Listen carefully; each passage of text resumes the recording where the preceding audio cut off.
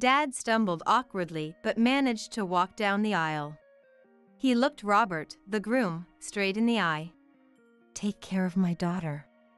Dad's eyes clearly conveyed the message, even if he didn't speak the words. "I promise to protect Nancy for the rest of my life." Robert understood Dad's feelings and responded with determination. "I wish Mom could see me in my wedding dress from heaven. I lost Mom to cancer when I was in elementary school. Since then, Dad raised me and my two sisters as a single father." The wedding reception went smoothly, and finally, I read a letter to my parents-in-law. "Daniel and Karen have always been kind to me. I lost my mom to illness when I was young. Because of that, I might have always longed for a mother in my heart. You two have welcomed me warmly, like your own daughter." At that moment, the lights went out, and the entire room was plunged into darkness. Thinking it was a technical issue, I looked up to see the doors open, revealing a bright light and a smiling woman's face. "Mom. My name is Nancy, a 31-year-old office worker about to get married. I lost my mom when I was young. When I was in 3rd grade, Mom was diagnosed with cancer. At that time, I couldn't grasp the gravity of a parent getting sick. I just thought it was a bit lonely because the house felt quieter than usual when I got home from school. Dad ran a long-established auto repair shop in our town. He would leave the work to his young employees and take me to visit Mom in the hospital every day." "You came here again? Thank you. How was school?" Mom's gentle face was always the same, even in the hospital. I learned much later that Mom was undergoing chemotherapy, losing her hair, and it was painful just to sit up. Still, she forced a smile to keep me from worrying. Dad would inform Mom ahead of our visits. "We're coming." So, Mom would put on a wig and lightly apply makeup before we arrived. In my memories, Mom was always beautiful and bright. "Mom, get well soon. We have a class visit next week. I hope you're better by then." "Yes, and you be good with your sisters and don't fight with your friends." "Of course. I have homework, so I need to go now." I thought these ordinary exchanges would continue forever, but 2 weeks later, Mom passed away. Dad was so busy with the funeral arrangements and relatives that he had no time to grieve. "Why is everyone wearing black clothes?" "Mom is sleeping a lot. Why won't she wake up?" My twin sisters asked innocently, and I didn't know how to answer, so I remained silent. From that day on, whenever Dad was busy with work, I tried to act as a substitute mom for my sisters. Despite his exhaustion from work, Dad would always say, "Is there anything I can do?" "I'll do anything." He took on the house chores willingly. After washing his dirty socks by hand, Dad looked at Mom's portrait and said, "Mom had it tough every day. I realize that now." But I couldn't bring myself to smile at Dad's efforts. When I was in junior high, Dad tried to iron my uniform with clumsy hands. "I can do it myself. Don't touch it." I snatched the iron from him. On my birthday, Dad made beef stew. "Don't bother. Mom's beef stew was never this bad." I ran to my room, ignoring my hunger. Later, I snuck out to check on Dad and saw him eating the stew he made. "Barbara, what should I do?" Dad asked Mom's portrait, his back looking heartbreakingly small. Still, I couldn't face Dad openly. Every time Dad forced a smile, it painfully reminded me that Mom was gone. Since Mom passed, I never saw Dad shed a tear. Watching Dad struggle while pretending to be strong was unbearable, and I started avoiding him. In high school, I used my sisters as an excuse to cut off social interactions with friends. Eventually, no one invited me anymore, and my only company was my sisters. "This is fine. I'm fine with this." Without relying on others or interacting with them, I began to believe it was normal to do everything alone. After high school, I gave up college to help with the family finances and got a job at a local company. Sorry. If I earned more, you wouldn't have to struggle, Nancy. Dad lamented his inadequacies as a father. I didn't get a job for you, Dad. I replied coldly, avoiding proper conversation with him. Though I felt guilty, I couldn't muster the courage to face Dad. 10 years passed, and my sisters found jobs. By then, I was 30. Colleagues teased me. Any plans to get married? I gave up on that long ago. I always laughed it off. The only man who invited me to dinner was Robert, a colleague who joined the company at the same time. I've been interested in you since I started working here. Thinking about you at work keeps me motivated and performing well. Please go out with me, with marriage in mind. After dinner, Robert's sudden confession surprised me. But it also made me happy. I had only ever thought about my sisters and never seriously considered my own life. I never imagined my heart could flutter like this. The excitement lasted for days, and I couldn't sleep. At work, seeing Robert distracted me. Hey, you're not working. And my colleagues noticed my distraction.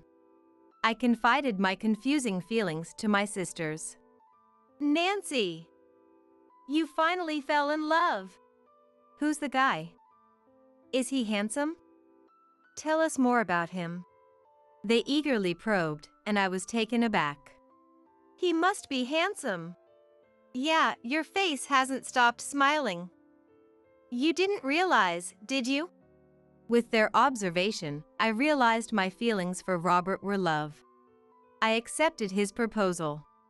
6 months later, after a fireworks show, Robert proposed again. I look forward to our future together. I tearfully accepted.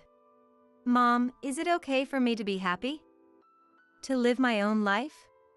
I gazed at my engagement ring under the night sky, reassuring myself of my happiness. As fall deepened and the leaves turned, I nervously visited Robert's parents. Relax. My parents aren't as strict as you think. Robert's parents were both public servants. I took a deep breath to calm myself. Are you Nancy? Oh my. I see. You're Robert's fiancé.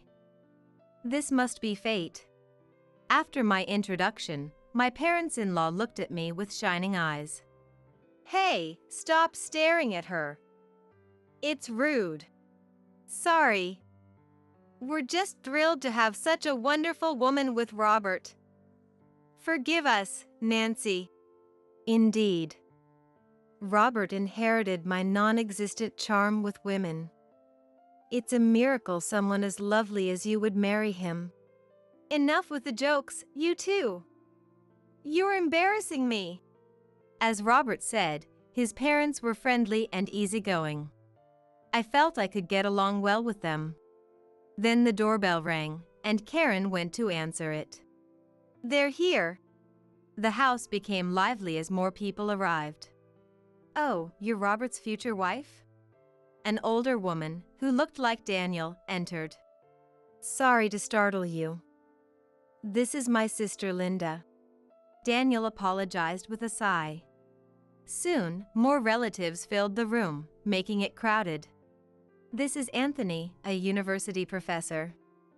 And Jennifer, whose husband was elected to the city council last month. What was supposed to be a greeting turned into a family gathering. Seeing me overwhelmed, Robert gently held my hand. Are you okay? We can rest in the next room if you need. No way. Everyone took time off to meet you. The main guest can't leave. How rude. The relatives laughed loudly, and Robert sighed. Oh, speaking of manners, women must have children after marriage. How old are you? I'm 30. Oh dear. If you're planning to have kids, you should hurry.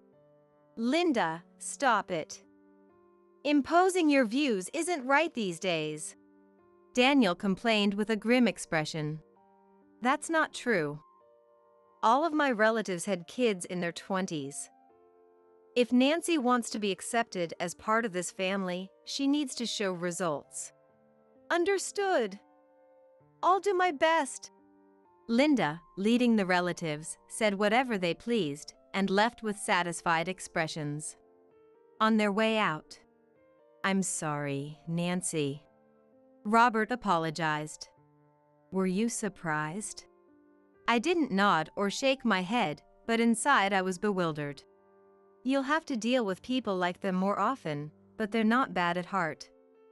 So, when we get married, I want you to live here with my parents. I understand. I intended to do that when I agreed to marry you. I forced a smile to hide my true feelings. From that day on, I started visiting my in-laws' house every weekend for wedding planning, trying to fit in with the family. Each time, the relatives would come over in what they called bridal training. There will be many city council members among the guests. Make sure to think carefully about the food and wedding favors. Don't be stingy with money. Understood? They spoke to me as if scolding an unruly child. When Christmas came, far more relatives than I had anticipated showed up at my in-laws' house every day. Nancy, you know this, right? Think of this as the final test before marrying Robert. The morning after Christmas, I felt a bit feverish but still took the initiative to serve and help with the food. No matter how hard I tried to act before being told, Linda and the others never praised me. Even so, I wanted to be accepted as a member of the family as soon as possible.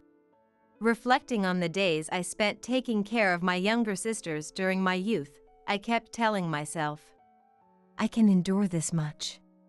However, as I was about to head to the kitchen to serve coffee to new visitors, my vision blurred, and I found myself staring at the wooden ceiling. Nancy! Get a hold of yourself! Hey, Nancy has collapsed. Oh my goodness! Robert, call an ambulance right away! My parents-in-law's frantic voices gradually faded away. When I woke up, I saw the white ceiling of a hospital room. Nancy? Oh, thank goodness, you're awake. Karen said, tearing up by my side. What happened to me? I couldn't immediately understand why I had been taken to the hospital. It seems you were mentally exhausted. The doctor said you should recover soon if you rest for a while. I see. I'm sorry for causing trouble. Ashamed of troubling my parents-in-law, I tried to get up. No. Rest now. Absolutely no pushing yourself. Karen, speaking like a scolding mom, gently pushed me back onto the bed. Why did you push yourself so hard? If you were feeling unwell, you should have said so. I wanted to be accepted as a member of the family as soon as possible. But I guess I'm not doing very well, am I? Hearing this, Karen started to say something, but then the hospital room door opened. Nancy, are you awake? How do you feel? I'm really sorry for causing trouble. What are you talking about? You're not causing trouble. Just think about yourself for now. Thank you. The warmth of my parents-in-law's words touched my heart. Earlier, I firmly told Linda to stop meddling in our family matters. She's very sorry now. Family. That's right. Nancy, you're already a part of our family. There's no need to worry. Daniel smiled. Exactly. To us, you are like a real daughter. Yet you seem so formal with us. I'm sorry. That's it. You always become so formal with us. It seems you feel like there's a barrier between us. You're right. I'm sorry. I'll be more careful. There you go again. Karen smiled wryly, as if exasperated. Just then, Robert came in.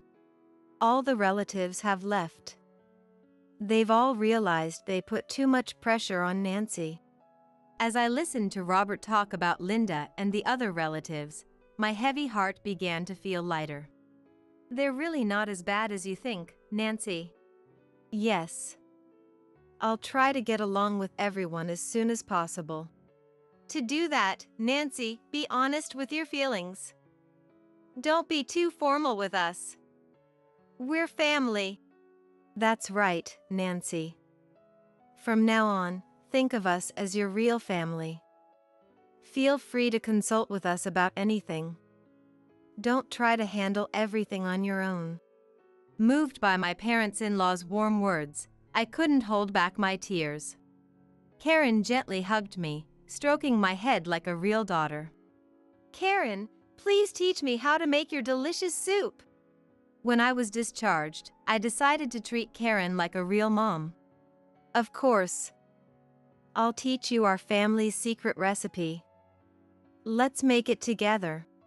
With Daniel, I was initially unsure how to interact, not having faced a real dad before. Relax and take it easy. Think of me as Karen's servant. Daniel joked with a smile, making me less nervous. When Linda came over and saw me, she asked, "How are you feeling? Are you okay now?" Showing genuine concern. Thank you for your concern. I'm okay now. Good. That's a relief. Linda patted her chest in genuine relief, though she didn't apologize directly as she was leaving. Use this. She handed me a discount voucher for a nearby cafe. As Robert said, deep down, everyone was kind-hearted. After finishing the soup and cleaning up, my parents-in-law called me to their room. When I entered, there were several cardboard boxes containing old photo albums. Oh, here it is. Karen, look, everyone's so young. Nancy, take a look. Daniel opened an album and showed me an old, yellowed photo. In it were a young Daniel and Karen, and to my surprise, I let out a voice of surprise. What? To two unexpected people. Is that my dad and mom? I exclaimed, recognizing their faces. Yes, that's your dad and mom. How? How did you know each other? Daniel and your dad, David, were classmates in middle school. They drifted apart due to work after getting married. Wow. That's so unexpected. And now I can tell you, it was me who introduced Barbara to David, who wasn't good with women. Karen laughed, reminiscing. Daniel pulled out a rusty cookie tin from the closet. These are all letters David wrote to us. The envelopes and letters had faded with time, but the familiar handwriting was undoubtedly my dad's. The letters dated from just after my mom's passing to just after my engagement to Robert, totaling over 50. I never knew Dad wrote so many letters. I was surprised by this side of Dad, who I thought wasn't much of a letter writer. 1 week before Barbara passed, we visited her. She was instructing David on cooking, cleaning, and laundry. I never knew that. David had always left the housework to Barbara, focusing on his job. He was frantically taking notes from Barbara. Karen's voice, mixed with laughter, turned somber. After Barbara passed, David struggled. Nancy, he felt you wouldn't open up to him. He was always clumsy. After Barbara died, he must have been worried about how to connect with his daughters. But Nancy, believe this, David always put you and your sisters first. Dad. I'm sorry. I knew Dad had tried hard for us. But I couldn't be honest with him, always rebelling. The latest letter simply said, in large letters, "Take care of my daughter." Beside the words was a smudge. David must have been so happy. Imagining you in your wedding dress, he must have written that letter with tears in his eyes. I thought from the bottom of my heart how grateful I was to be born as Dad and Mom's daughter. And then summer came, and the wedding day arrived.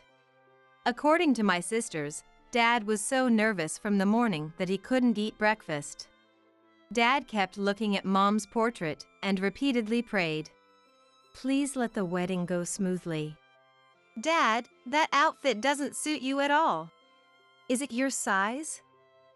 Have you gained a little weight? Your pants aren't going to rip during the ceremony, are they? Enough, you guys. I need to go to the restroom." Watching Dad and my sisters interact, I casually remembered when Mom was still healthy. If only there was one more person here, how wonderful it would have been if Mom could be here too. I wish I could have shown my wedding dress to Mom in heaven. The ceremony began, and Dad, with a hesitant step that almost made him stumble, managed to walk down the aisle. He looked straight into Robert, the groom's eyes. "Take care of my daughter." Though he didn't voice it, Dad's eyes clearly said it. "I promise to protect Nancy for life," Robert responded with strong words. Then the ceremony and wedding reception proceeded smoothly, and it was time for me to read my letter. "Daniel and Karen have always been kind to me. I lost my real mom to illness when I was in elementary school. So, perhaps I always longed for a mom in my heart. Both of you welcomed me warmly as if I were your own daughter." At that moment, the lights in the venue suddenly went out, and the room was enveloped in darkness. I thought it was a power outage, but then the doors in front opened, and a giant screen lit up with a bright light, showing a woman smiling brightly. "Huh? Mom." The image was of my late mom. "Is it recording properly? Are you filming this?" "Yes, it's working. I think. Which button do I press?" I heard Dad's voice, unchanged from the present. "David, get it together." "Oh, Nancy. Can you hear me?" Mom in the video waved at me with a beautiful smile. "Is Dad doing the housework properly? He's not slacking off, is he? Are the kids studying diligently? Dad is clumsy, so he might be causing trouble for the kids, but please take care of yourself and do your best at work." From the family seats, Dad shouted, "I'm doing just fine without you telling me." And the venue burst into laughter. "And Nancy, if you're watching this video, does that mean a wonderful prince is by your side now? Nancy, congratulations on your wedding. Groom, thank you for marrying Nancy. Since Nancy chose you, I'm sure you're a wonderful man. Groom, please take good care of Nancy for a long time." "I will," Robert promised firmly.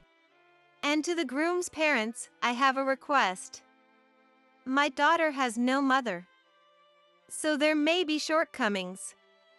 But please watch over her warmly. By the time this video is played, I won't be in this world. But my only wish is for Nancy to be happy. Please fulfill that wish for me. I'm counting on you." Mom's voice trembled with tears. "Nancy, absolutely, absolutely, absolutely be happy. I'll always be watching over you from heaven." Dad's face filled the screen as he filmed. "I'll take care of our daughter." With Dad's strong words, the video ended. When the lights came back on, Robert stood up. He took a deep breath and, facing my mom in heaven, said, "I promise to make Nancy happy. No matter what happens, I will always protect Nancy." The venue erupted in applause and cheers, and the wedding reception ended. My parents-in-law came to the waiting room. Actually, Barbara entrusted us with that video when she was alive. She asked us to show it when her daughter got married. But we never imagined the groom would be our Robert. Daniel and Karen laughed heartily. Having become Robert's wife, I moved in with my in-laws, and now we live together like a real family. Since then, with my in-laws' support, I've made it a point to visit my parents' house once a month. The house, which became surprisingly quiet after the 3 daughters left, welcomed me with Dad, whose hair had thinned a bit, smiling awkwardly. I haven't prepared anything, but I can make some tea. As Dad boiled coffee in the kitchen. Don't be so formal, we're family, I said, rubbing his shoulders. Nancy. For you to say that to me.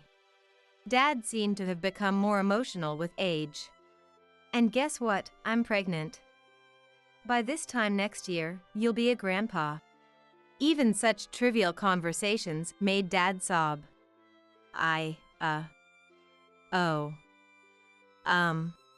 Overwhelmed with emotion, I couldn't help but cry too. Both Dad and I, and my in-laws, are eagerly awaiting the day when a new family member joins us. Mom, watch over us from heaven. I'm going to build a family as happy as yours. And Mom's portrait smiled gently as always. Hey, housekeeper. I've invited my celebrity friends over, so make them feel welcome. I was told this by my son's wife Linda, and I wondered how to respond. With guests already here, arguing wasn't an option. Thinking this, I remained calm, which seemed to surprise Linda. She probably expected me to retort in some way. Ignoring that, I carried the finished meal to the living room. Ladies and gentlemen, welcome. I'm Rebecca, the housekeeper. I said this with a smile as I entered, but I was shocked to see the faces of the surrounding celebrities. And it wasn't just me who was surprised. The celebrities who saw me started murmuring among themselves. Then, one of them confronted Linda. How come she is the one doing this? I can't believe she's a housekeeper. Linda, what's the meaning of this? 3 minutes later, my son, Anthony's return would cost Linda everything. My name is Rebecca. Last spring, as I turned 65, I retired and am now not working. Having lost my husband early, I raised my eldest son, Anthony, on my own. Anthony, who is now 39, got married 6 months ago. Since then, I've been living comfortably alone in a condominium. Freed from work and family obligations, I thought it was time to enjoy my own life. But reality was not so kind. The problem was my daughter-in-law. Linda, Anthony's wife, is 27, comes from a decently good family. Anthony, who has always been shy, had never dated a woman before. He met Linda at a singles mixer he was invited to by a friend. I'm not well-versed in current marriage customs, but Anthony, who had become an associate professor in his late 30s, attended a party limited to men with an annual income of over $80,000. Therefore, many women there were proactive in approaching men, even those significantly older than themselves.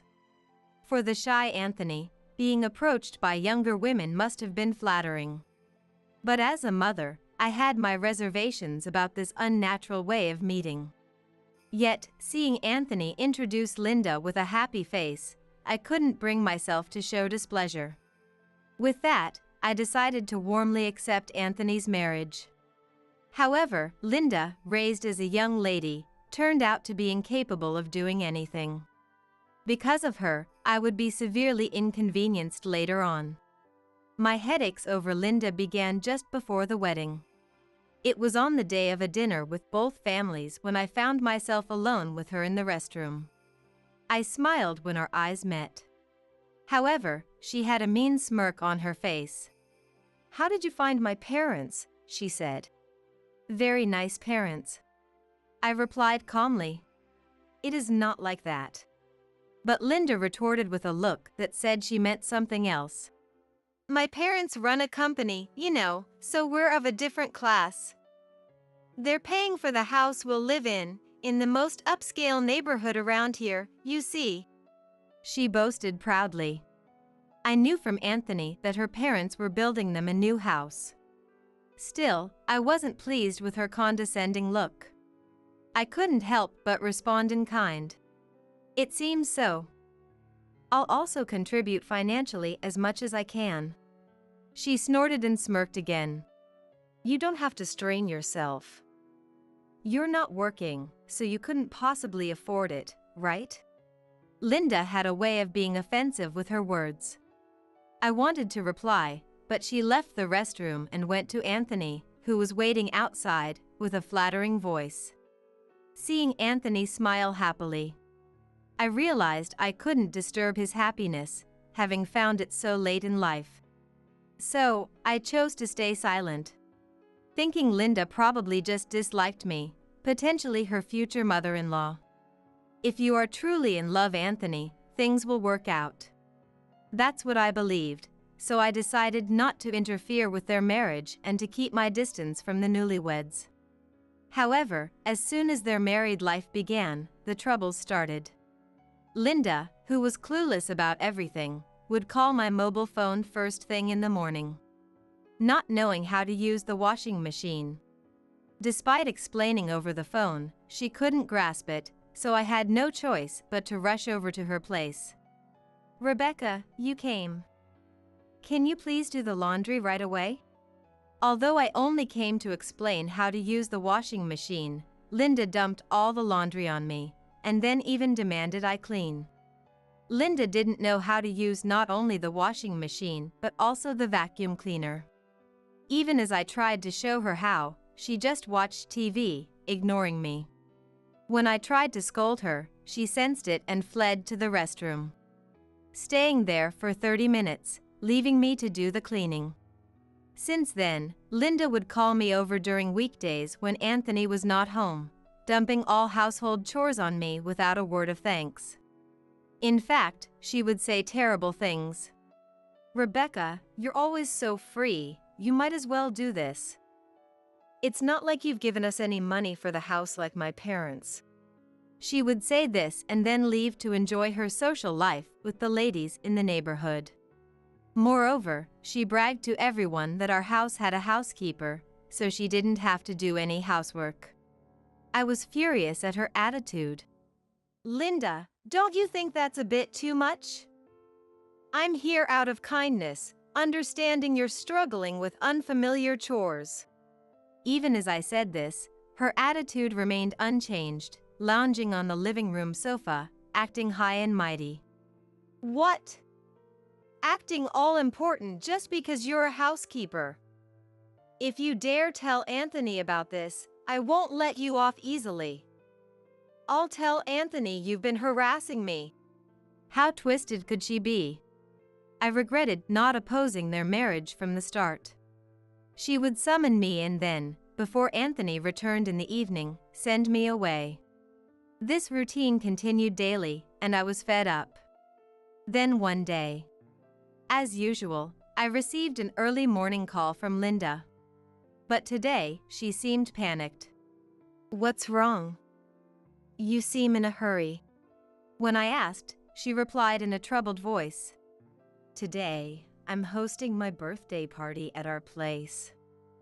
I was actually calling for my mom to help, but she just told me she can't make it. Come quickly.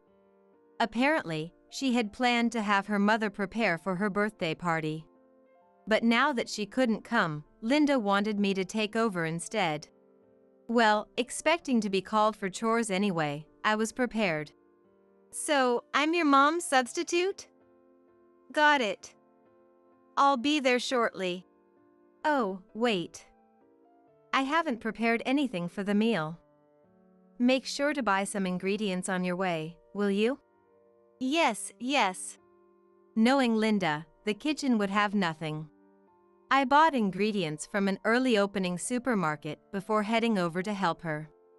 Linda scrutinized each item I bought, checking prices and ingredients. It's a party. I wished you had bought something nicer. Well, no choice now. Hurry up with the preparations. As usual, without thanking me for the groceries, she treated me like a housekeeper. Resigned to my fate, I began the preparations without complaining. While she didn't lift a finger to help, focusing instead on her makeup. After a while, her friends arrived at our house.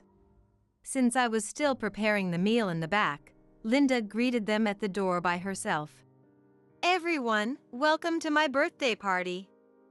I've prepared lots of delicacies, so please enjoy yourselves." Despite her attitude towards me, Linda entertained her friends with an air of celebrity, completely different from how she treated me. Listening from the back, I could hear her voice clearly, speaking in a key 2 octaves higher than usual, almost making me laugh. As I prepared the meal, I listened to their voices. Then, I overheard a conversation that sent chills down my spine. "Is the housekeeper cooking again today?" "Yes. She'll do anything if you ask. But don't expect much in terms of taste. She's a terrible housekeeper." Hearing Linda's words, her friends all laughed. I knew she was telling her friends I was the housekeeper, but to call me a terrible one was too much. Despite doing all the chores without complaint, this was unfair treatment. Linda, getting carried away, continued to badmouth me. "Really, our housekeeper is so sloppy with cleaning, and she doesn't even make the laundry fluffy. She's the worst." "Then why not get a new housekeeper? I can introduce you to a good one." "No, thank you. Our household isn't as wealthy as yours.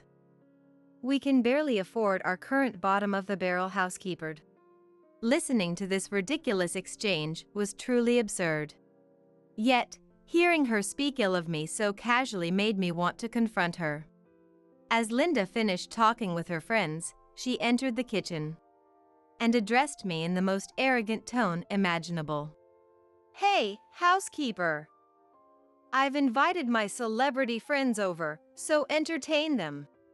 I thought about how to respond to her. With guests already here, arguing wasn't an option. Despite my anger reaching its peak, I replied with a smile. "I understand. You're lucky to have such refined friends." Linda, perhaps taken aback by my response, stood with her mouth open. She probably expected me to retaliate in some way. Ignoring that, I carried the prepared meal to the living room. "Ladies and gentlemen, welcome. I am Rebecca, the housekeeper." I said this with a smile as I entered, but I was surprised by the celebrities' reactions. And it wasn't just me who was surprised. The celebrities who saw me also started murmuring among themselves. Then, one of them confronted her. "Why is she the one doing this? I can't believe she's a housekeeper. Linda, what's going on?" When one of celebrity questioned her, the others looked at her with skepticism. Linda stood frozen, looking as if she had been deceived. Huh? What? What's everyone's problem? The celebs ignored Linda's question and turned their attention to me. "It's been a long time, Professor Rebecca." "Everyone, it's been a while. I never imagined we'd meet like this. Despite having such a terrible daughter-in-law, I suppose I should be thankful." I said this to them, making it clear I was addressing Linda. Realizing I was Linda's mother-in-law, everyone glared at her. Linda, caught lying, looked uncomfortable. "Linda, isn't it disrespectful to call such a wonderful mother-in-law a housekeeper? She was our professor during college." "Yes. Since retiring, she has been awarded the title of Professor Emeritus, a well-respected individual in this area." "Linda, weren't you aware?" Hearing this from everyone, Linda was stunned and speechless. Understandably so. Until now, she thought I was just an unemployed old woman. In this high-end residential area, education has always been a priority, with numerous prestigious tutoring schools. Even daughters from good families attending state universities wasn't uncommon. Many of the young celebrity wives here today are graduates of the state university where I taught. Unlike them, Linda graduated from a private university in the city, unaware of my reputation. I apologized to my former students for the discomfort caused. Sorry, everyone. My son's wife started living in this neighborhood without knowing anything. When I said that, Linda glared at me with an expression that said, "Don't be stupid." About 3 minutes later, Anthony came home. Well, to be precise, he had been home for about 10 minutes but had quietly gone to his room. Linda, who normally wouldn't expect Anthony to be home at this time, was panicking. "Anthony? Why are you home so early?" Facing a jittery Linda, Anthony calmly answered, "It's your birthday today, the first one since we got married. I came home early, but I didn't feel it was the right moment to come out, so I waited in the room for about 10 minutes. If you were coming home early, you should have told me in advance," Linda said, sweating nervously. Probably, Anthony intended to surprise her by coming home early. Given what was overheard, it's understandable why he didn't come out. Tentatively peering at Anthony, Linda asked, Did you hear the voices?" "I heard everything. Even from outside, it was clear you were calling my mother a housekeeper." Linda's face went pale upon hearing Anthony's words. Then, turning to me with a voice on the verge of tears, she asked, "Rebecca, did you know he was home? Why didn't you tell me?" Linda looked at me with pleading eyes, perhaps hoping for some way to deflect the situation. However, no matter how much she pleaded, I had no intention of helping. "Well, I did think I heard some noise at the entrance while I was preparing the meal. But I was too busy to notice." I said so, but the truth was, I clearly knew he had come home. He had entered just as Linda was bad-mouthing me. So, I looked at Anthony and silently gestured for him to be quiet by placing a finger on my lips. That's why he quietly went into the bedroom without Linda noticing. I wondered how he felt, listening to all of Linda's insults about me alone in the room. As I feared, he seemed shocked. With a sad expression, Anthony then said to Linda, "Linda, I knew my mother was coming over to do chores almost every day. I could tell by the way things were cleaned, the way the laundry was folded, and the taste of the food." Linda, hearing this, awkwardly looked down. It seemed she was too embarrassed to make excuses now. He continued, "I'm not upset that you asked her to help with chores. I thought you were getting along with her. But to exploit her, calling her a housekeeper and then bad-mouthing her? I never thought you were that kind of person." Linda seemed to reflect on his words. However, suddenly, she lifted her head and turned towards her friends. Then, an unbelievable answer came back from Linda's mouth. "Rebecca didn't contribute financially to our house like my parents did. I thought it was because she was poor, so I told her not to bother. How sneaky to hide that she was a university professor." Linda, even now, tried to paint me as the villain. Feeling the need to correct her, I raised my voice. "No, I wasn't hiding anything." "That's right. When I introduced you to her, she had already retired. We didn't think it necessary to mention her past job. Saying she was a university professor might sound like bragging, right?" We explained. Yet, Linda was not satisfied and refused to back down. "I don't want to hear such excuses. It's as if I was made a fool of for not knowing. If I had known, I wouldn't have called her a housekeeper." Linda insisted she was embarrassed because she had been unaware. She had predetermined I was poor and had exploited me accordingly. It seemed she hadn't reflected on what Anthony had said earlier. Finally, Anthony lost his patience and raised his voice.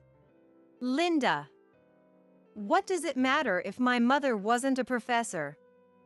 Judging people by your own standards like that, you're no longer my wife. We're getting a divorce. Please leave.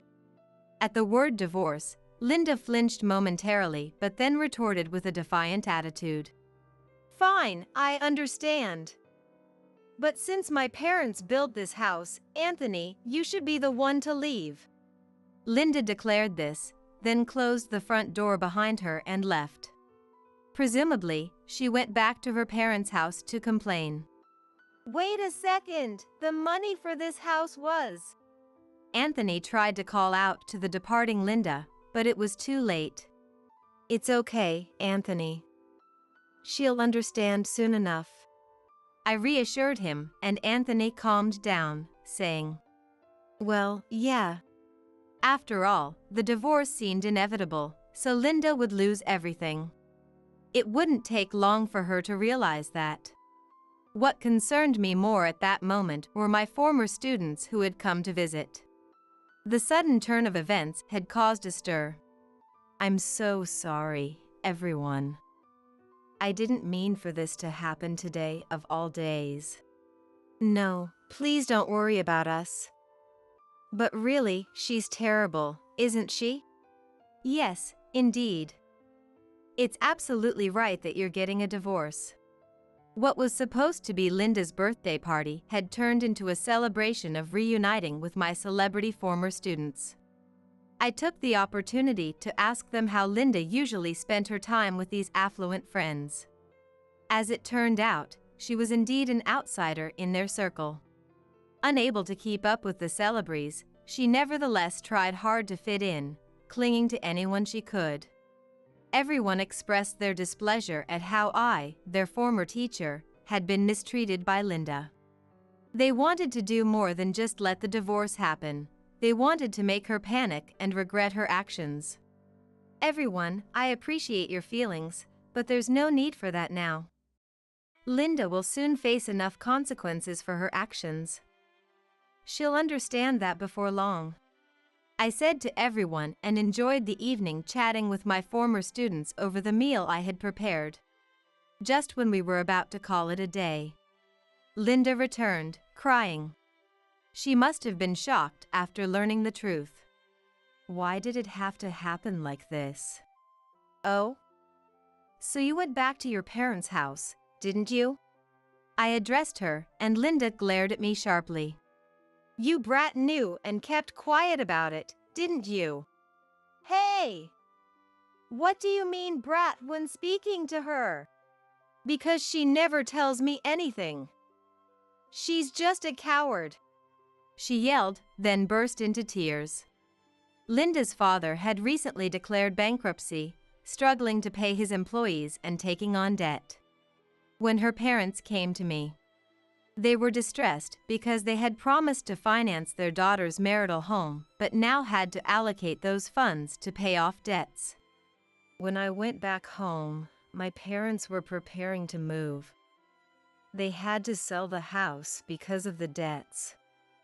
You knew about this and didn't tell me. Linda sobbed as she said this. I replied in a gentle tone to calm her down. Your parents didn't want you to worry about them, which is why they asked me to keep quiet. And as for the payments for this house, you ended up covering them, didn't you? So, doesn't that mean I'm the one who should leave? Realizing she was at a disadvantage, Linda looked down, avoiding my gaze.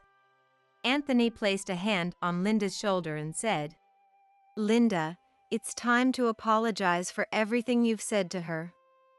Even if we can't continue together, we'll make sure you're taken care of after the divorce.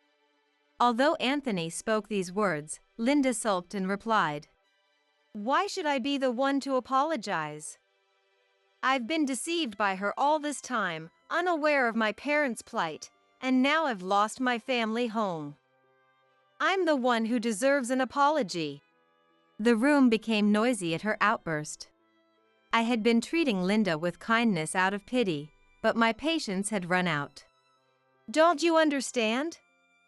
Your parents didn't want to burden you, so when they asked me to help with the house payments, they pleaded, Please take care of Linda. Yet, you've been completely unaware of their concerns, only focusing on your own feelings. When I conveyed the feelings of her parents to Linda, she had nothing to retort. Following that, Anthony also spoke. Well, regardless, I've decided to divorce Linda. I'll get the divorce papers tomorrow, so please sign them. For now, pack your belongings tonight and leave by tomorrow. What? You can't just tell me to leave suddenly like that. It's impossible. Linda blurted out as if in a panic. It was because even considering moving in with her parents at their new place, the apartment was only big enough for a couple to live in. Linda, with a troubled look, glanced around. She seemed to be thinking of getting help from her wealthy friends, but not a single one paid her any attention. Sorry, but Linda is no longer one of us. That's right. You're not rich or anything anymore, just another person struggling. As they said this, the celebs took turns berating Linda. They were thinking of me and had just talked about wanting to surprise and fluster her. They wanted to make Linda startle and panic. I guess that's what they're doing. She was biting her lip, her head bowed in silence. It seemed she had come to realize that she had lost not just her family, but also the friends she trusted. Then, the next morning, Anthony went to get the divorce papers and signed them. Linda seemed hesitant, unable to sign for a while. She was probably worried about being kicked out without anywhere to go. Holding the pen, her hand trembling, she finally burst into tears. Sorry, I won't boss Rebecca around anymore. I won't ever call you a housekeeper again. Please forgive me.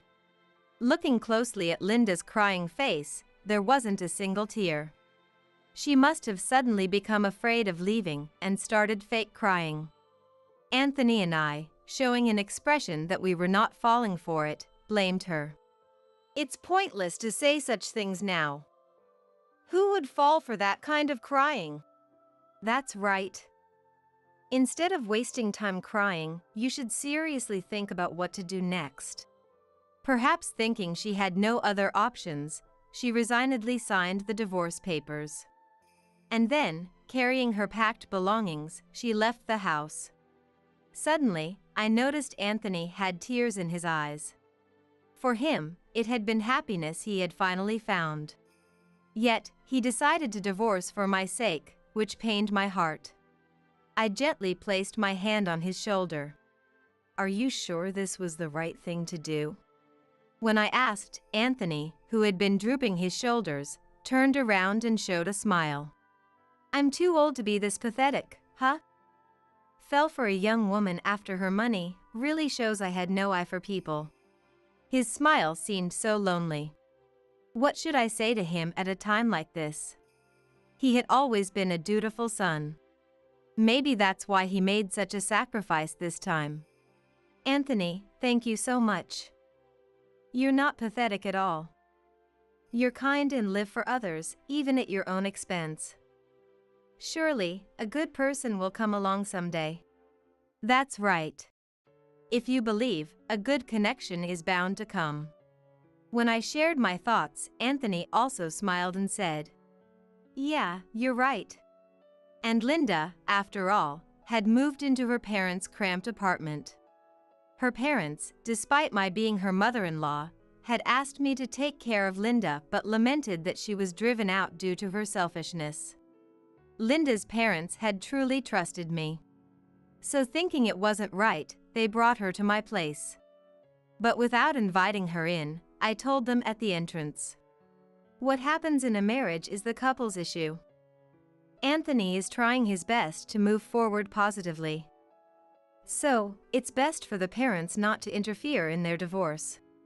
To my opinion, the parents nodded in agreement, saying, Yes, yes. Linda showed an attitude towards her parents.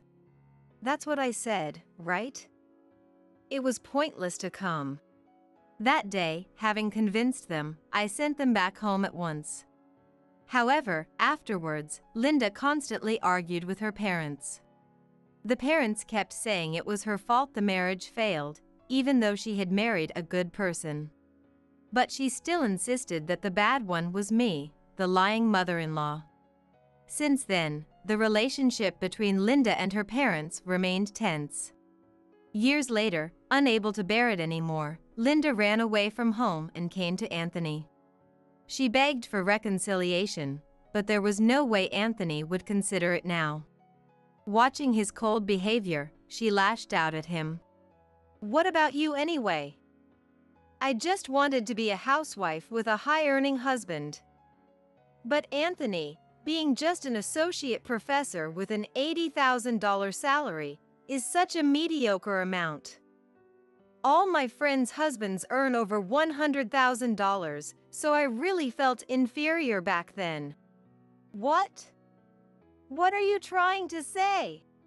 That's why you'll never be able to remarry in your life. Originally not popular with women, and with such an average income, even gold diggers won't come near you." At her words, he burst into laughter. Not just Anthony, but I, listening in the back, and another family member laughed out loud. "Who did you say can't remarry?" Hear that unfamiliar female laughter from the back?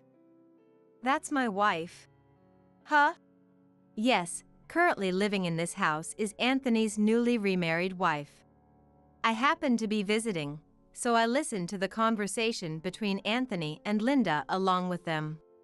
By the way, Anthony has become a professor at his university in an exceptionally quick rise.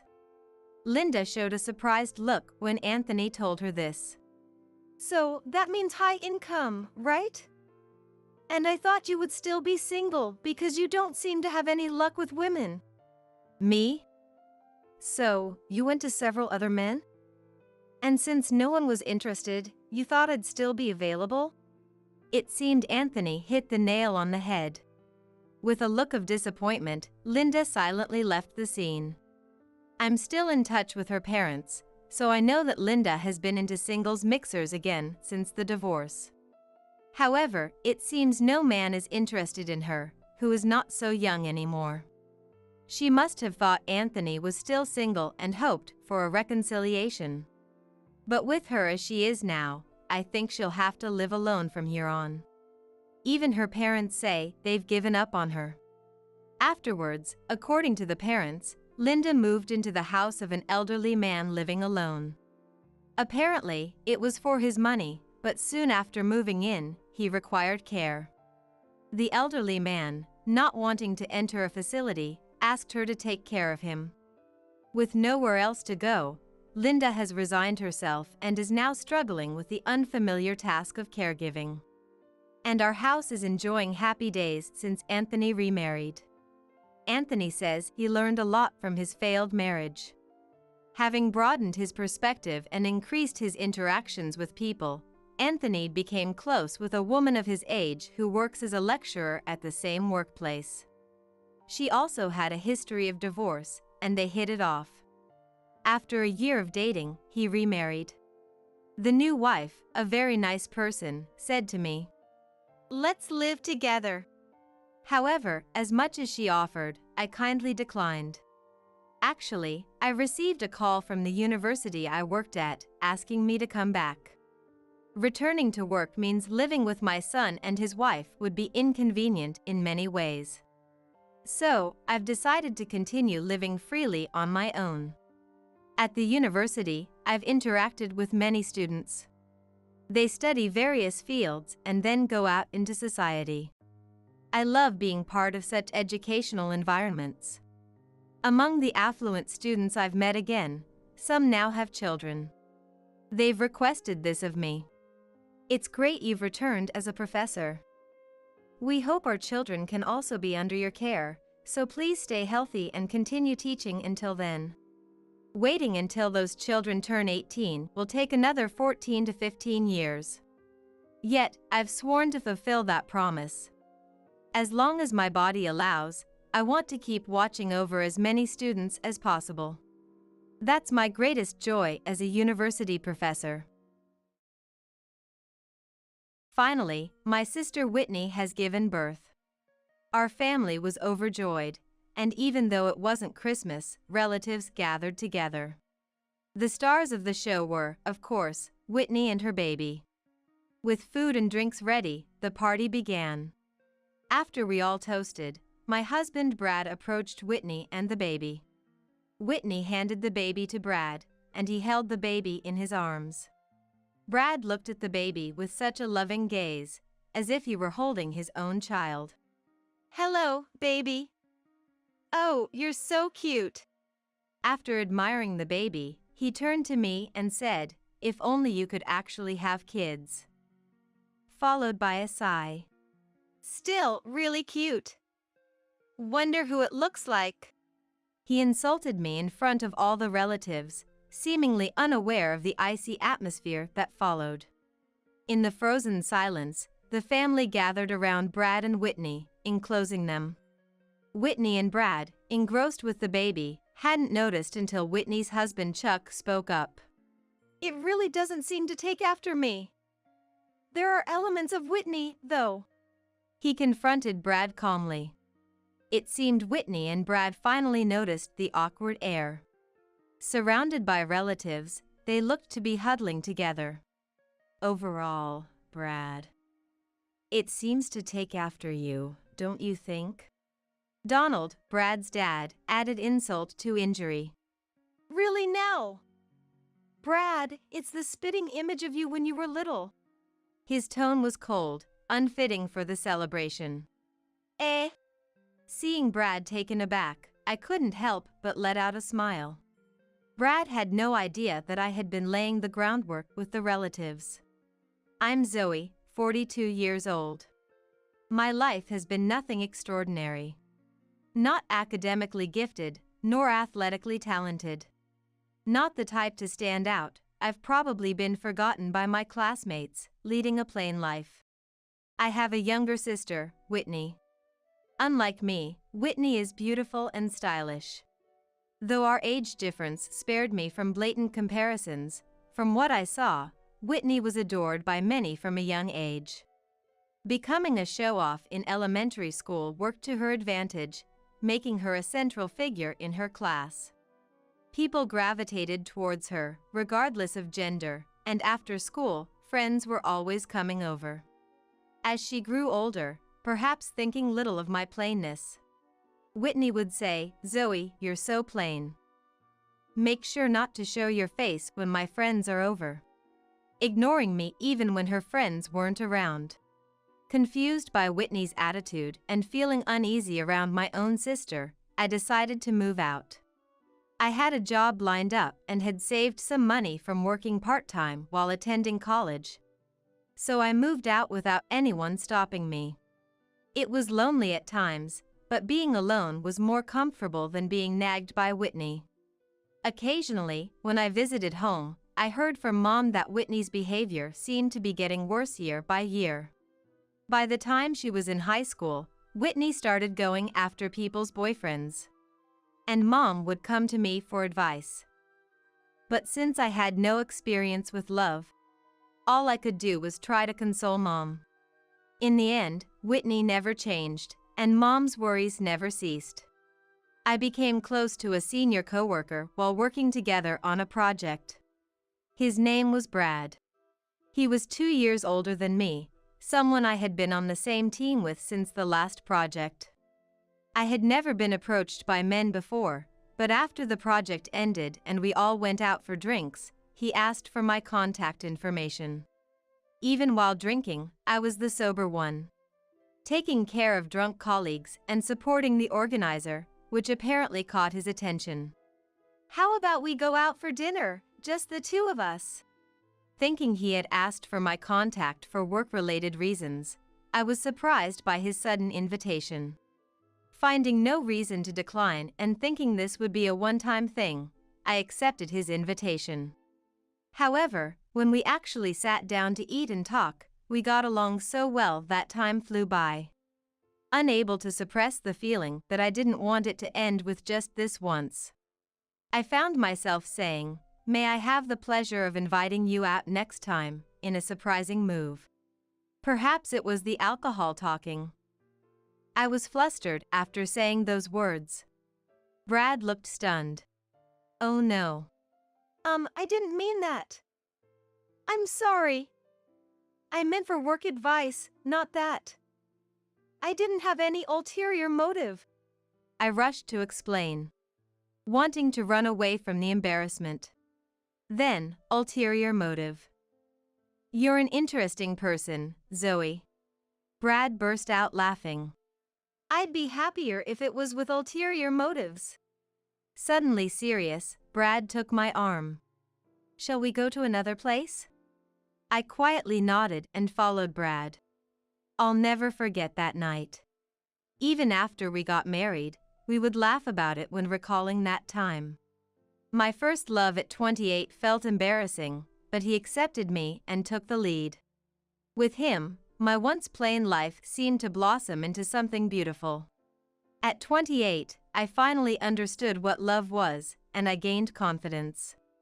2 years later, he proposed, and we got married. Me, Zoe, 30 years old. Married at a nice round age. And with a new name, I decided to start a new life. I got along well with Brad's parents, especially Mael, as if we were friends. The common mother-in-law and daughter-in-law conflict was non-existent for us. Whitney, attending our wedding, seemed enraptured by the atmosphere, barely acknowledging me. After the ceremony, as Brad and I were heading to the next venue, Whitney ran up to us. Zoe! Today's wedding was so beautiful. It makes me want to get married soon too. Any past resentment seemed gone. Whitney smiled at me. It's about time I settled down too. Not just any man will do. I'll find the right one and have a wedding that everyone can celebrate. It seemed our wedding made her crave a normal happiness. Declaring her intention to change, Whitney left. I was stunned by our brief exchange, but wanted to believe in her words of change. If my image had cast a positive light on Whitney, then I was satisfied.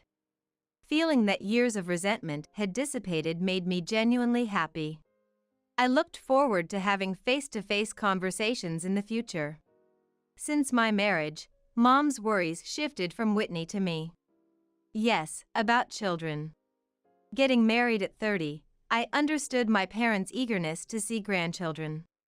Of course, I wanted children too. I was working but planned to quit if I had a child. Initially, I hadn't thought deeply about it, but as time went on, I grew tired of Mom's constant nudging. Wanting to respond to my parents' feelings, I began to excessively consult with Brad. Initially, Brad took it lightly, saying, "Don't rush, it'll happen when it's meant to." However, as I repeatedly brought up the same concerns, "Come on, I'm tired today. Let's not talk about this anymore," he started to visibly show his annoyance. 5 years into our marriage, we hadn't had children, and by that time, Brad seemed to have given up. I was 35 before I knew it. Nowadays, it's not uncommon for people older than me to have children. But I knew I was reaching the age where I had to prepare myself. I knew that if we truly wanted children, we would have to undergo the appropriate tests and treatments. And I was aware of how difficult that could be.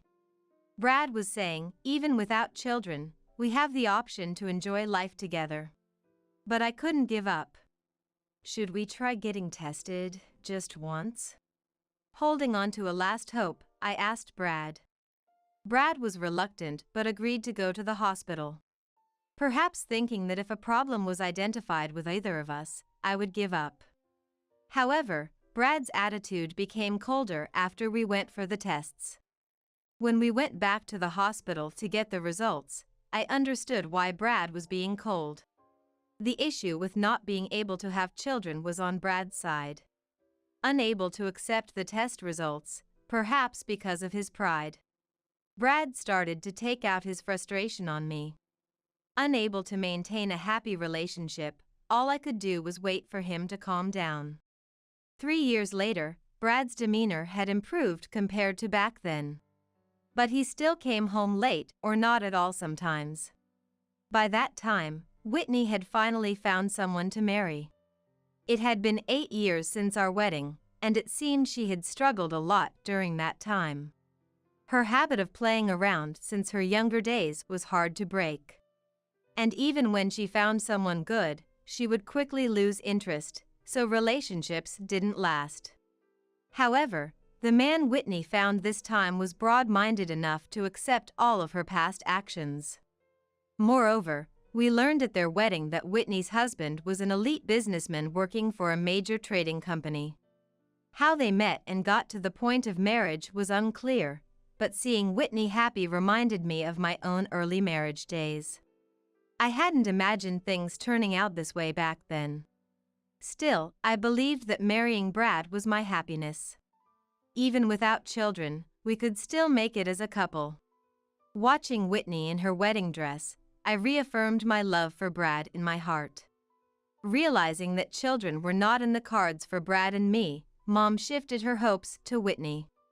Honestly, I was relieved to no longer be pressured by Mom.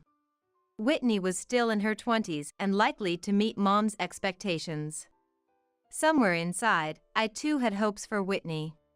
3 years later, the grandchild Mom had been longing for was finally on its way, growing inside Whitney. Mom cried and thanked Whitney when she found out. Hearing this news, I felt like my worries were finally over. It had been such a long journey to this day.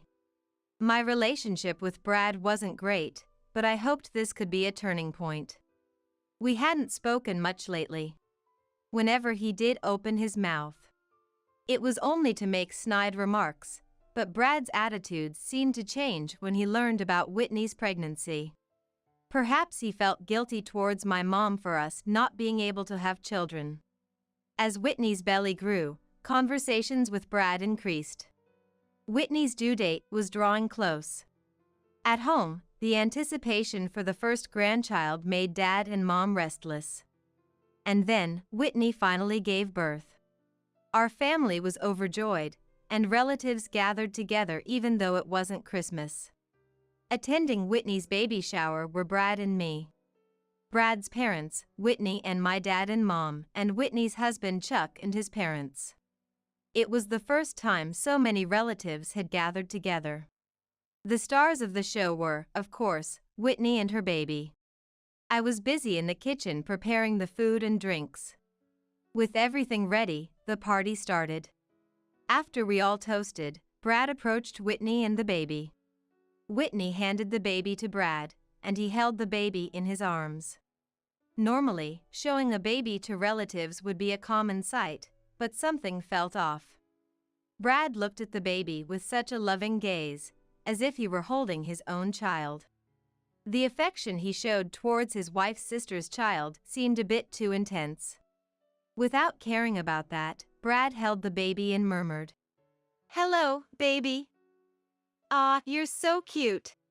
After showering the baby with love, he turned to me and bitterly said, "If only you could actually have kids."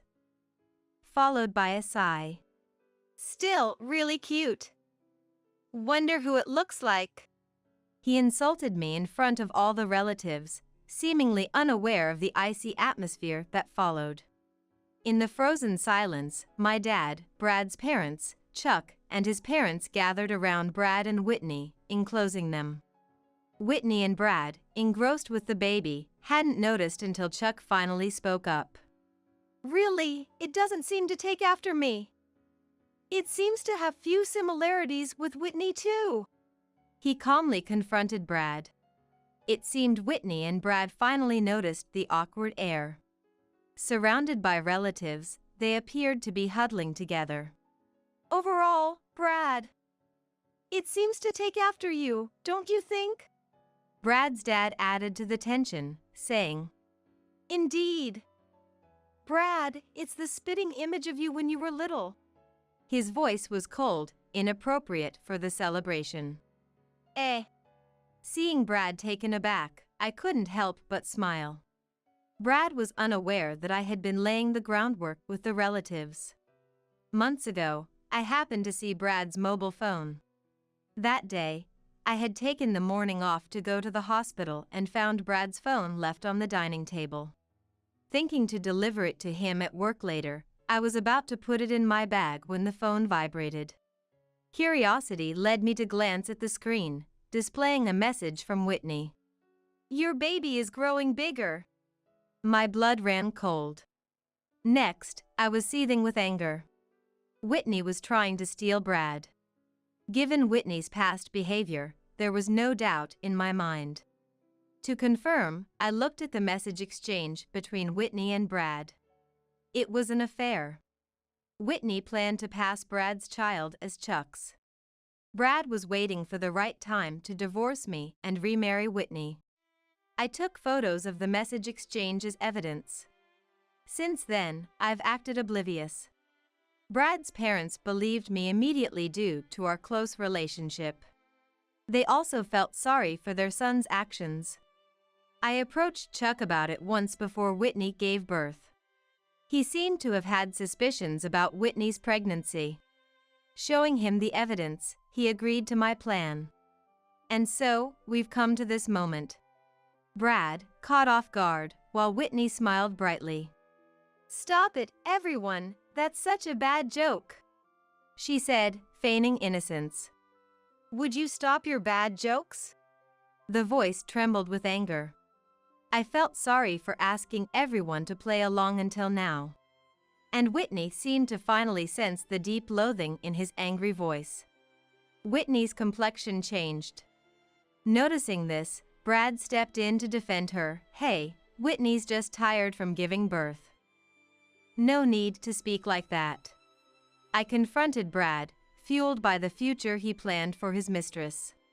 "I see you can be kind for the sake of your future wife." I showed him the screen of his mobile phone. The photo of the message exchange with Whitney. Brad, shocked then glaring, yelled, "What the hell is this?" He stood up, grabbing me by the collar. "When did you start doing such dirty things?" He didn't even try to make excuses. It would have been better if he had tried to explain it was all a misunderstanding. When he raised his fist at me, Chuck intervened. "Stop raising your hand to a woman." The grip Chuck had on Brad's arm was forceful. Brad shook off his hand and retorted in frustration. "Saying that. Aren't you two the ones in a shady relationship?" Retreating while rubbing his grabbed arm. Whitney, seizing the moment, jumped into the fray. "Yeah. Instead of doubting Brad and me, you should be looking into these too." However, it seemed like no one was listening to her. The silence was broken by me and Whitney's dad. "Enough, Whitney." Dad had always been a man of few words. He was gentle and, according to Mom, sometimes too soft, never getting angry at Whitney's misbehavior. But this time, he couldn't stay silent. "It's your bad habit, isn't it? I thought you had changed after getting married, but stealing your sister's husband." Dad spoke quietly but with a voice as cold as ice to Whitney. "I should have scolded you more. I didn't want you to see me like this." After giving me a sorrowful look, Dad slapped Whitney's cheek hard. "Ouch!" Looking down at Whitney holding her cheek, he sighed and then turned to Brad. "No, Donald. It's not like that. This is all a misunderstanding." Brad finally tried to defend himself just as Dad's fist hit him. Brad crumpled to the ground. Then, Dad loudly said to them, "The pain you're feeling is nothing compared to what Zoe and Chuck went through. Do you understand?" Whitney's sobbing could be heard, though it was doubtful if her tears were from remorse. Dad turned to Chuck and his parents to apologize deeply. "I'm truly sorry for the unforgivable act my daughter has committed." Mom also apologized next to Dad. Then to Brad's parents, "I'm sorry for raising my hand to Brad in front of you," apologizing deeply once again. Brad's parents also apologized to us. "What is this? I did nothing wrong." Brad began to shout, breaking the silence. It's all because Zoe is infertile. What a pitiful sight. So, it's not my fault.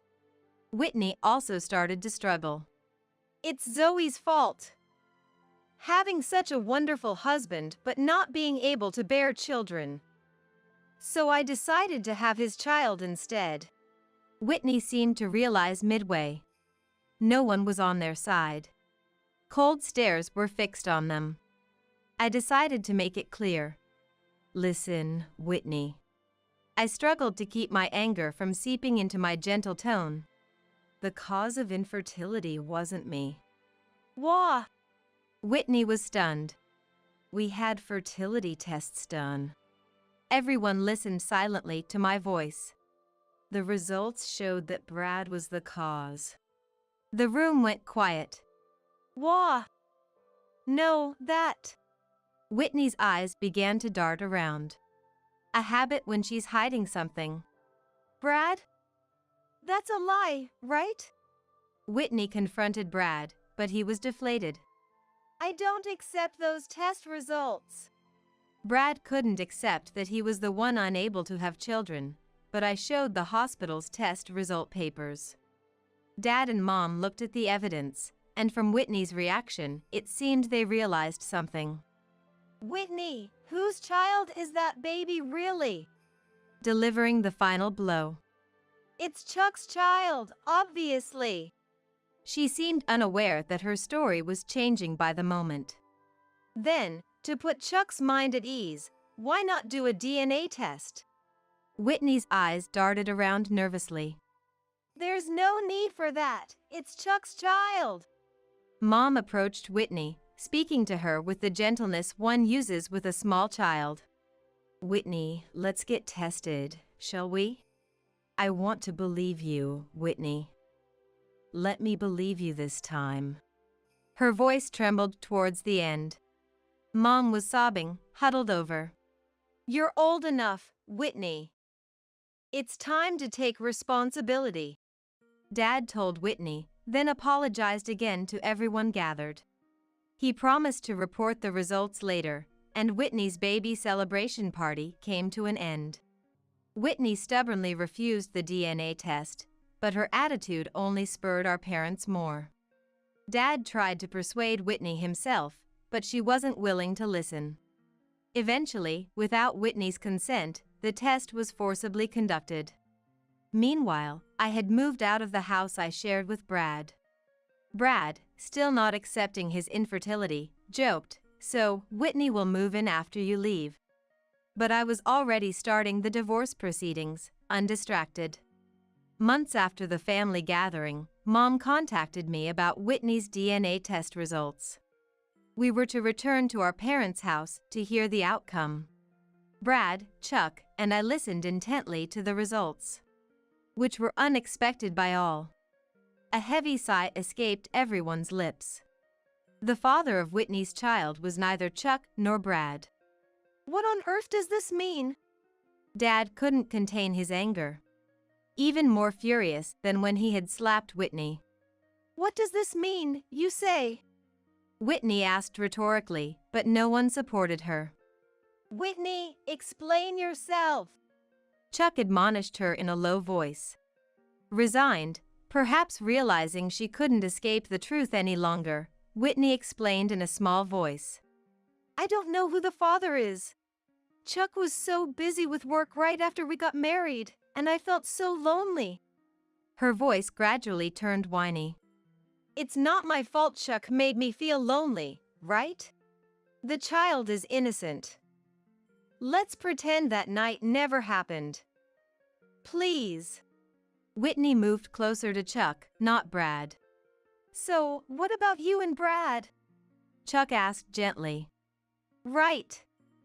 Brad was just for fun. I was entertaining him because things weren't going well with Zoe.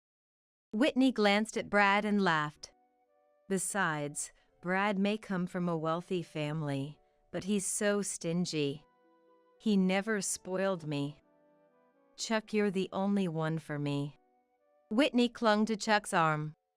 Brad, faced with the realization of his infertility and Whitney's abandonment, was just staring blankly. "So it is," Chuck muttered softly, then forcefully shook off Whitney's clinging arm. Whitney fell off the couch, but Chuck stood up, towering over her. "I've had enough. Talking to you any further is a waste of time." His eyes filled with hatred and sorrow. "Dad and Mom said, we'll send the divorce papers later. Thank you for everything up to now." Without giving Whitney another look, Chuck left the house. "It's the expected outcome," Mom said, placing a hand on Whitney's shoulder. "From now on, you're nothing to me. Leave this house immediately." Mom had always ultimately accepted Whitney despite her behavior. But this time it seemed she had reached her limit. "I've been too lenient. But don't worry, I won't bother with you anymore. Live strong on your own." We had never seen Mom react so coldly before. But her resolve seemed firm, as if she had come to a clear decision. Dad agreed with her decision, and it was decided that Whitney would be kicked out of the house. "So, how long do you plan to stay here?" I asked Brad, who was left behind. Brad slowly looked up at me. Then, as if realizing something too late, he asked, "Zoe, that kid wasn't mine, right?" "If so, I'm innocent. Whitney was just playing around, as she said. So, why don't we call off the divorce and start over?" I was speechless. After all the mocking, he had the nerve to say that. "I have no intention of starting over with you. I wish I never have to see you again. So please, leave this house right now." I grabbed a mop nearby and hit Brad with it. "Get out now!" I shouted as I chased him out. Later, I finalized the divorce with Brad. I had gotten along well with Mil and wanted to keep in touch, but it wasn't to be. Mil and I had a farewell meal together, mourning our separation. Upon learning of my divorce with Brad, Whitney, who had been hesitant, agreed to divorce Chuck and finally left the family home. She seemed to intend to move in with Brad, but he refused her. Brad, too, was no longer in a position to support Whitney financially. After our divorce, Brad left his job due to discomfort at our shared workplace. He tried to help with the family business, but became estranged from his family and is now looking for new employment while surviving on part-time work. Of course, with alimony payments to me, his life is far from easy.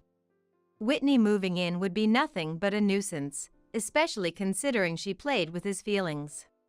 Shunned by her family, abandoned by Brad, and pursued by Chuck for alimony. Whitney began to drift through the night streets, escaping from everything. But she wasn't the type to attract ordinary men anymore. Once relying on her beauty, post-pregnancy Whitney did nothing to restore her figure. Losing all remnants of her past glory. Unable to escape the glory of being adored in her youth, she became obsessed with a man she met in a nightclub. Drowning in debt and resorting to selling herself, she has fallen to a point of no return. Dad and Mom hired a detective agency to track Whitney's whereabouts, determined never to let her return home. They sold the family home and moved to a condominium in the next town. Mom, sharing this with me, looked sad but resolved not to extend a helping hand to Whitney. If her life were in danger, that'd be different. But that's it. We've decided not to do anything more. Mom's too gentle to bear Whitney's current state. But knows extending help again wouldn't lead to her reform. This is what being a mom is about. Though I never had children of my own, witnessing Mom's compassion and strength fills me with respect.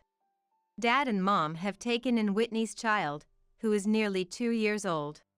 His rapid growth is astonishing, and I've been experiencing childcare during visits to my parents' house. I wonder what kind of adult this child without Dad or Mom will become.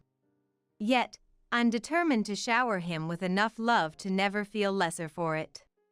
Today, once again, I received an email from Mom about Whitney's child. We are planning to go on a trip together on the next day off. On my way home from work, I looked up at the night sky and wished for the child's growth. May he grow up to be honest, bright, and earnest. And then, I returned to my solitary apartment, where no one waits. With this, I'll finally get the inheritance. Right before losing consciousness, I heard my husband's voice.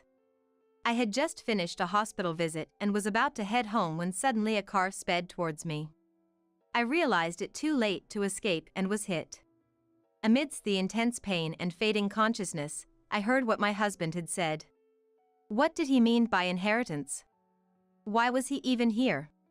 As I tried to make sense of it, I lost consciousness without seeing him. 3 days later, I woke up and saw on the TV that my husband was acting the part of a grieving, loving husband. I was furious. He was garnering sympathy while pretending to be a good person, even though he had schemed everything. I couldn't let him have his way anymore and decided to seek revenge. I am Jennifer Brown, 29 years old. A music teacher. I've always loved the piano and dreamed of becoming a pianist since childhood.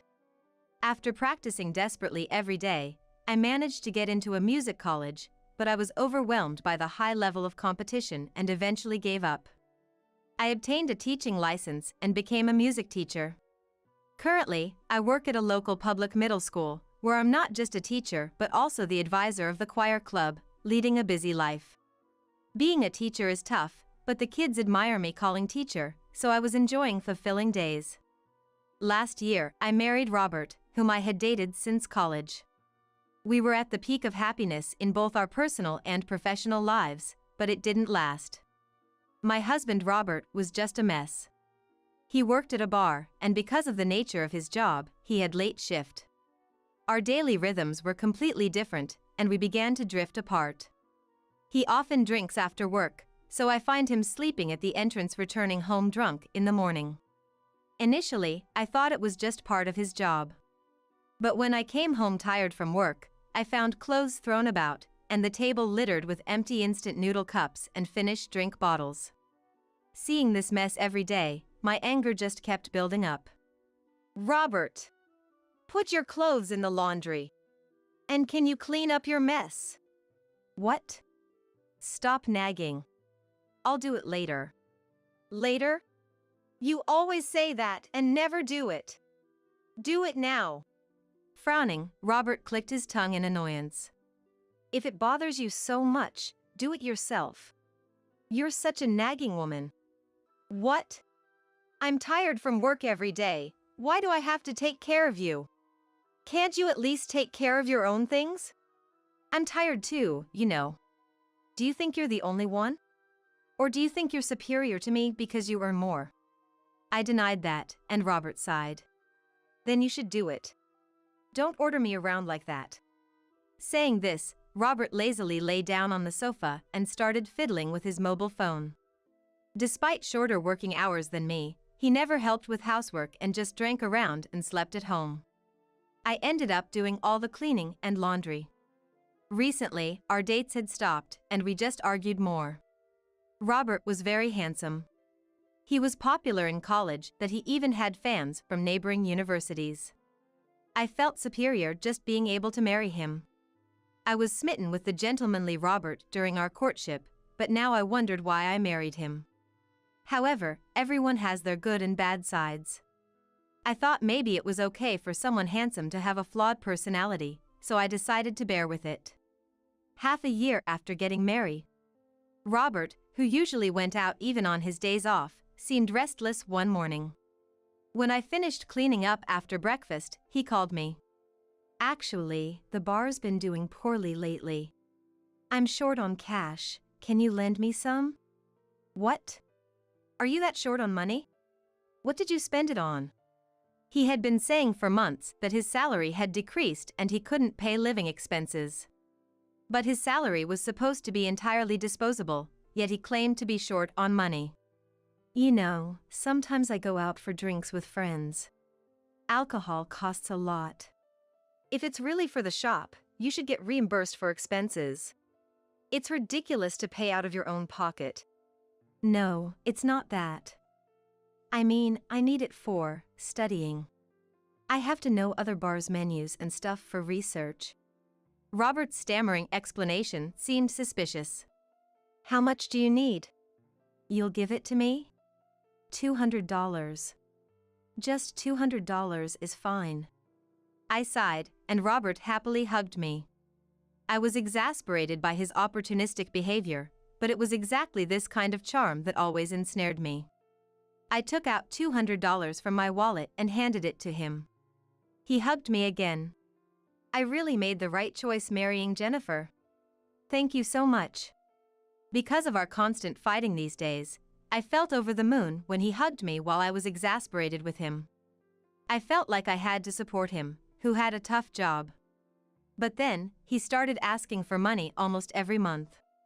The amount he wanted kept increasing, and before I knew it, I was giving him as much as $1,000 monthly. For me, just a teacher, it was quite tough to pay $1,000 in addition to regular living expenses. Despite my efforts to save, my savings were rapidly depleting. Robert, can you pay back even a little of the money I gave you? What? Why all of a sudden? You gave me that money, why should I give it back? It's getting hard to make ends meet. If I keep giving you money, I won't be able to pay for gas or water. When I spoke to Robert before he went to work, he made a face as if it was a hassle. I can't help it, my salary is too low. You could if you tried to save a bit, like cutting down on eating out. I'm doing that for the bar. Are you trying to interfere with my work? Then sell your piano. That'll bring in good money. Saying that, he left the house. My piano is as precious to me as life itself. It was a gift from my father when I was 2 years old. I need it for practice as a music teacher, there's no way I can part with it. Yet, Robert, who casually drinks around, coldly suggested selling it, which infuriated me. After that, Robert and I stopped speaking. He didn't try to talk to me either, and our marital relationship was practically in ruins. I was contemplating divorce when an incident occurred. While playing the piano, a pain shot through my wrist. The pain, like an electric shock from the wrist to the fingertips, became unbearable. When I visited the hospital, I was diagnosed with tendinitis. If it gets worse, you might need surgery, so you should get a thorough examination at a bigger hospital. Told this at a nearby clinic, I was given a referral letter. Then, I headed to the general hospital in the next town. If my wrist pain worsens, I might not be able to play the piano anymore. And if I can't play, I might lose my job. If that happens, I don't know what to do to make a living. Having focused solely on playing the piano and not having done any other job, I thought changing careers would be difficult. Before the consultation, I felt anxious and heavy-footed. However, the doctor, after seeing the X-rays, smiled and said it was okay. Let's observe for now. If possible, please rest your hand. Don't play the piano for about a week, and if the pain worsens, come back for another visit. I was relieved to hear that it wasn't serious enough for surgery. It happened when I stepped out the parking, just as I was about to leave the hospital triumphantly. Watch out! I heard a woman scream and turned around in shock to see a car speeding towards me. I wanted to run, but my body wouldn't move properly. Then, an immense impact hit my body. It's an accident! Call an ambulance! Get a doctor! I heard various voices. Amidst fading consciousness, a familiar voice reached my ears. With this, the inheritance plan will work out. I heard a distinctly familiar voice amidst the others. But I lost consciousness before I could identify the speaker. 3 days later, I woke up to the ceiling of a hospital room. When I tried to sit up, intense pain shot through my body. Ow, it hurts. Ms. Brown! Can you hear me? I'll go get the doctor, just wait here. I couldn't respond to the nurse's voice. She hurried out, and then the doctor came running. Ms. Brown, do you know where you are? The hospital? Correct. You were hit by a car after your last visit and have been hospitalized. You haven't woken up for 3 days, so we were worried. I was shocked to hear it had been 3 days, but I couldn't voice it. The nurse and doctor then explained my current situation. I had been hit by a car and suffered multiple complex fractures throughout my body. I was still in a period of absolute rest, not even allowed to sit up. It must be boring just lying there. Do you want to watch TV? You can watch it while lying down. The nurse turned on the TV for me, ensuring my comfort. Coincidentally, the TV was covering my accident. Oh, you probably don't want to see this, do you? Should I change the channel? No, please leave it. I want to watch. I couldn't take my eyes off the news. It reported that a woman named Amelia, who hit me with her car, was arrested for dangerous driving causing injury.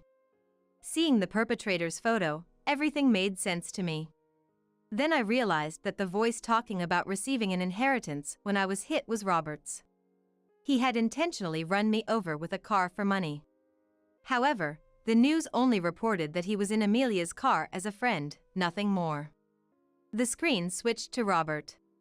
I never imagined that the car I was in would cause an accident and hit my wife. I keep seeing that scene in my dreams. I can't sleep at night. I exploded with anger at his tearful interview. This accident was undoubtedly schemed by Robert. I couldn't stand him causing me this accident for inheritance and then continuing to act like a good husband. Determined not to let Robert have his way anymore, I vowed revenge. 4 hours after waking up, Robert burst into the room, panting. Jennifer! Thank goodness you're awake! I shook off Robert's hand as he tried to grasp mine uninvited. What's wrong? Are you still in pain? Yes, I am. My whole body is in excruciating pain, all because of you. What are you talking about? The atmosphere grew tense, making even the nearby nurse's expressions stiffen. Trying to lighten the mood, Robert forced a smile. Are you still confused? Is there anything you want to eat? I'll go buy it. I don't want anything. Can you please leave my room right now? Why are you saying that? Jennifer, you're acting strange. It's not strange at all. The accident was schemed by you for the inheritance, wasn't it? Robert looked surprised at my words. What are you talking about? Why would I do something like that? Really? Then why did you take out a high-value life insurance policy a month before the accident? You said you couldn't even afford to pay the living expenses because your salary was low. That. I was told it's good to have insurance in case something happens. Amelia, the girl who hit Jennifer with her car, she works in insurance sales. She used to work part-time at my bar. Robert had given the same explanation when he took out the insurance. They had been close since her part-time days, and after she got a job at an insurance company, they kept in touch. He said he felt sorry for her as she was struggling to sell policies. As he worried about getting scolded by her boss and having low pay, he decided to take out a policy to help her out. The insurance was taken out because you, Jennifer, earn more than me, right? If something happened and you couldn't work, it would be a problem, so I contracted the insurance for you. Isn't that reasonable? Hearing that, it seemed like his explanation might not be wrong. You're in a situation where you have to borrow money from me and can't pay the living expenses, yet you can afford insurance premiums? If you can pay that much, why not repay me? Don't say that.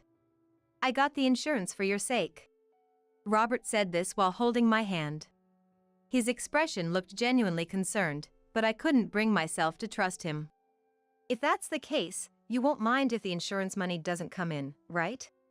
I need quite a lot of money for surgery and hospitalization. I'll use the insurance money we received, so please transfer the entire amount to my account. What? All of it? Is that much really necessary? It might be. If it's not enough, will you pay the rest, Robert? What? Not enough. That can't be true. Robert's face stiffened as he muttered to himself. Seeing him like this, the nurses also cast suspicious glances.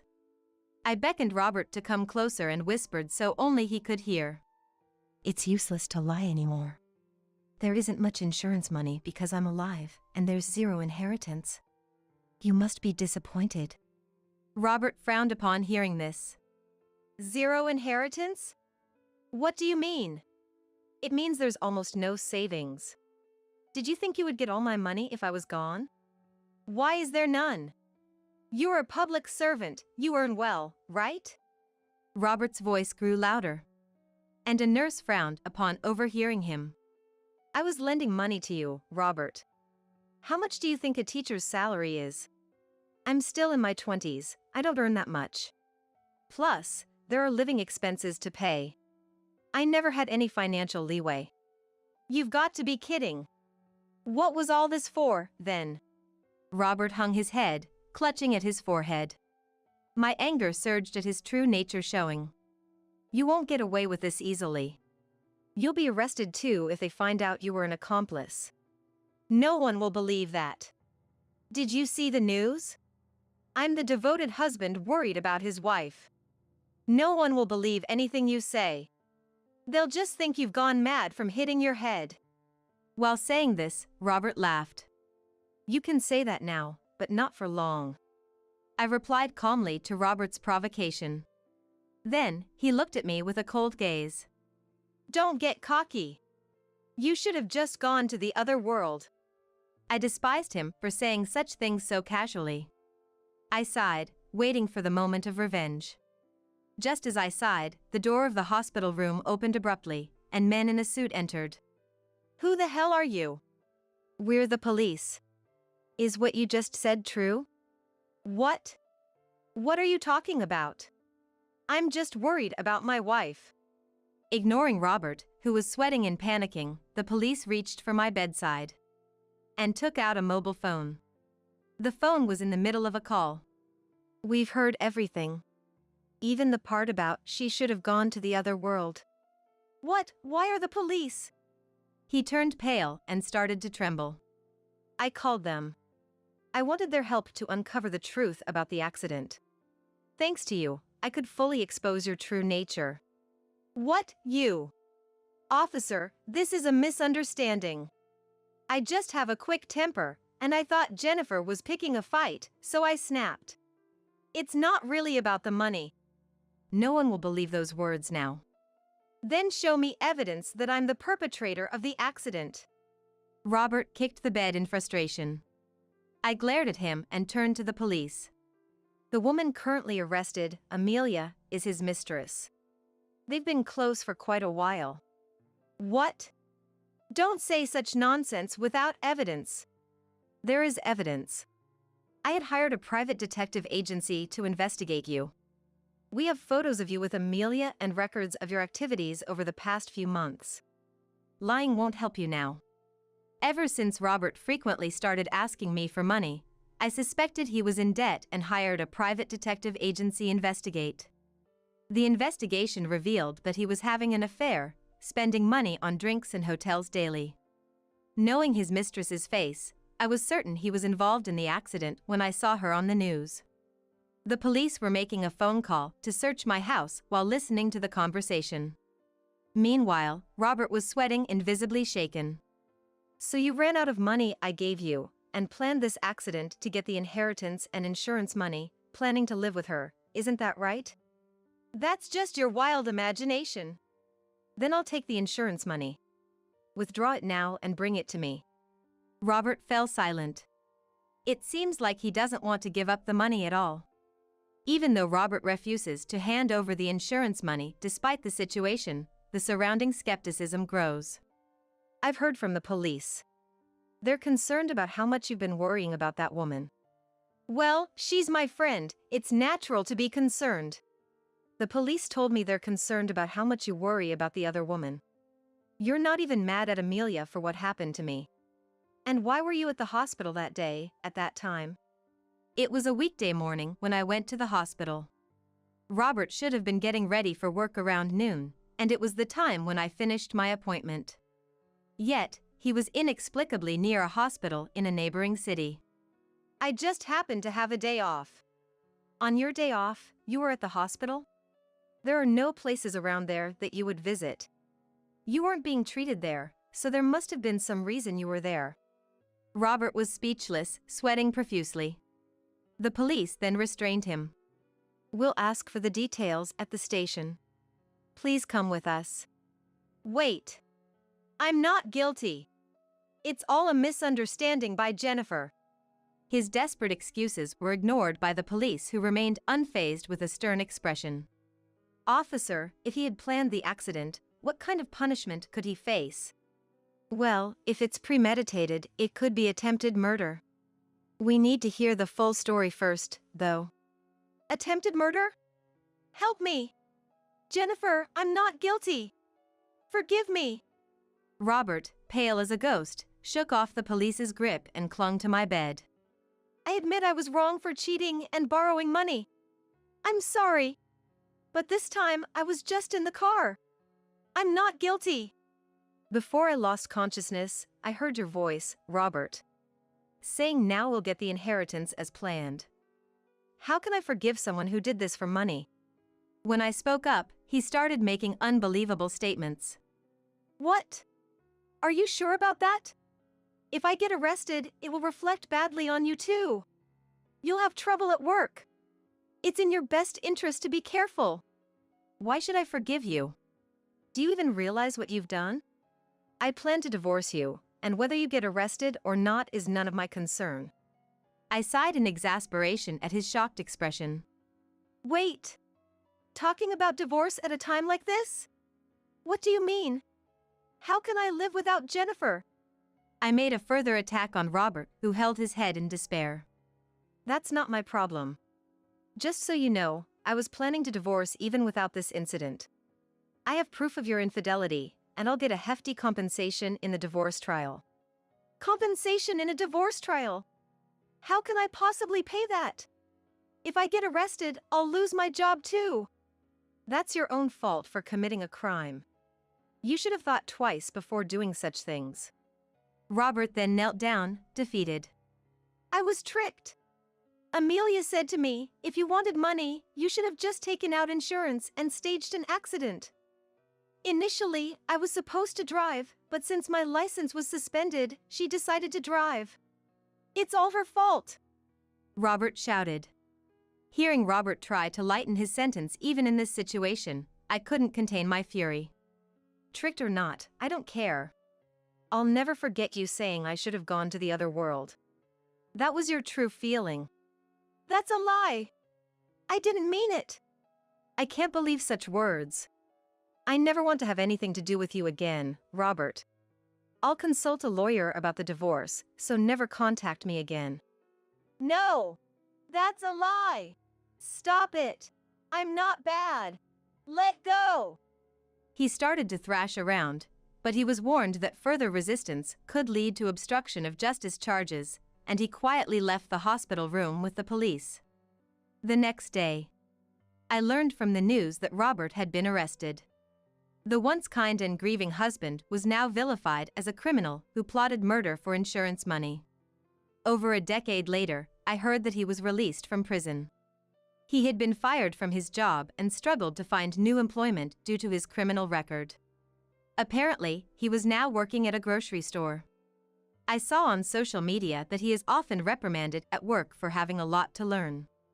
As his case was reported in national news, he's well known to many. Apparently, people recognize him and take his photos without permission, making him uncomfortable. The photos show him looking significantly aged and unkempt, likely due to financial struggles. It's sad to see such a drastic change in someone who was once celebrated for his looks during his college days. Despite feeling this way, I cannot forgive him. I hope he spends his life reflecting on his actions. After everything that happened, I resigned from the school where I was working and moved out of state. There, I found a job as a piano teacher. Miraculously, my hands were not permanently damaged from the accident, and I was able to play the piano again. Now, I am remarried to a different man, and we are blessed with 2 daughters, living happily as a family of 4. When I married Robert, I chose him based on his looks. However, this experience taught me a painful lesson about not judging people by their appearance. My current husband may not be conventionally handsome, but he's kind, honest, and a wonderful person. I've made a vow to myself to never be swayed by appearances and to discern people's true nature.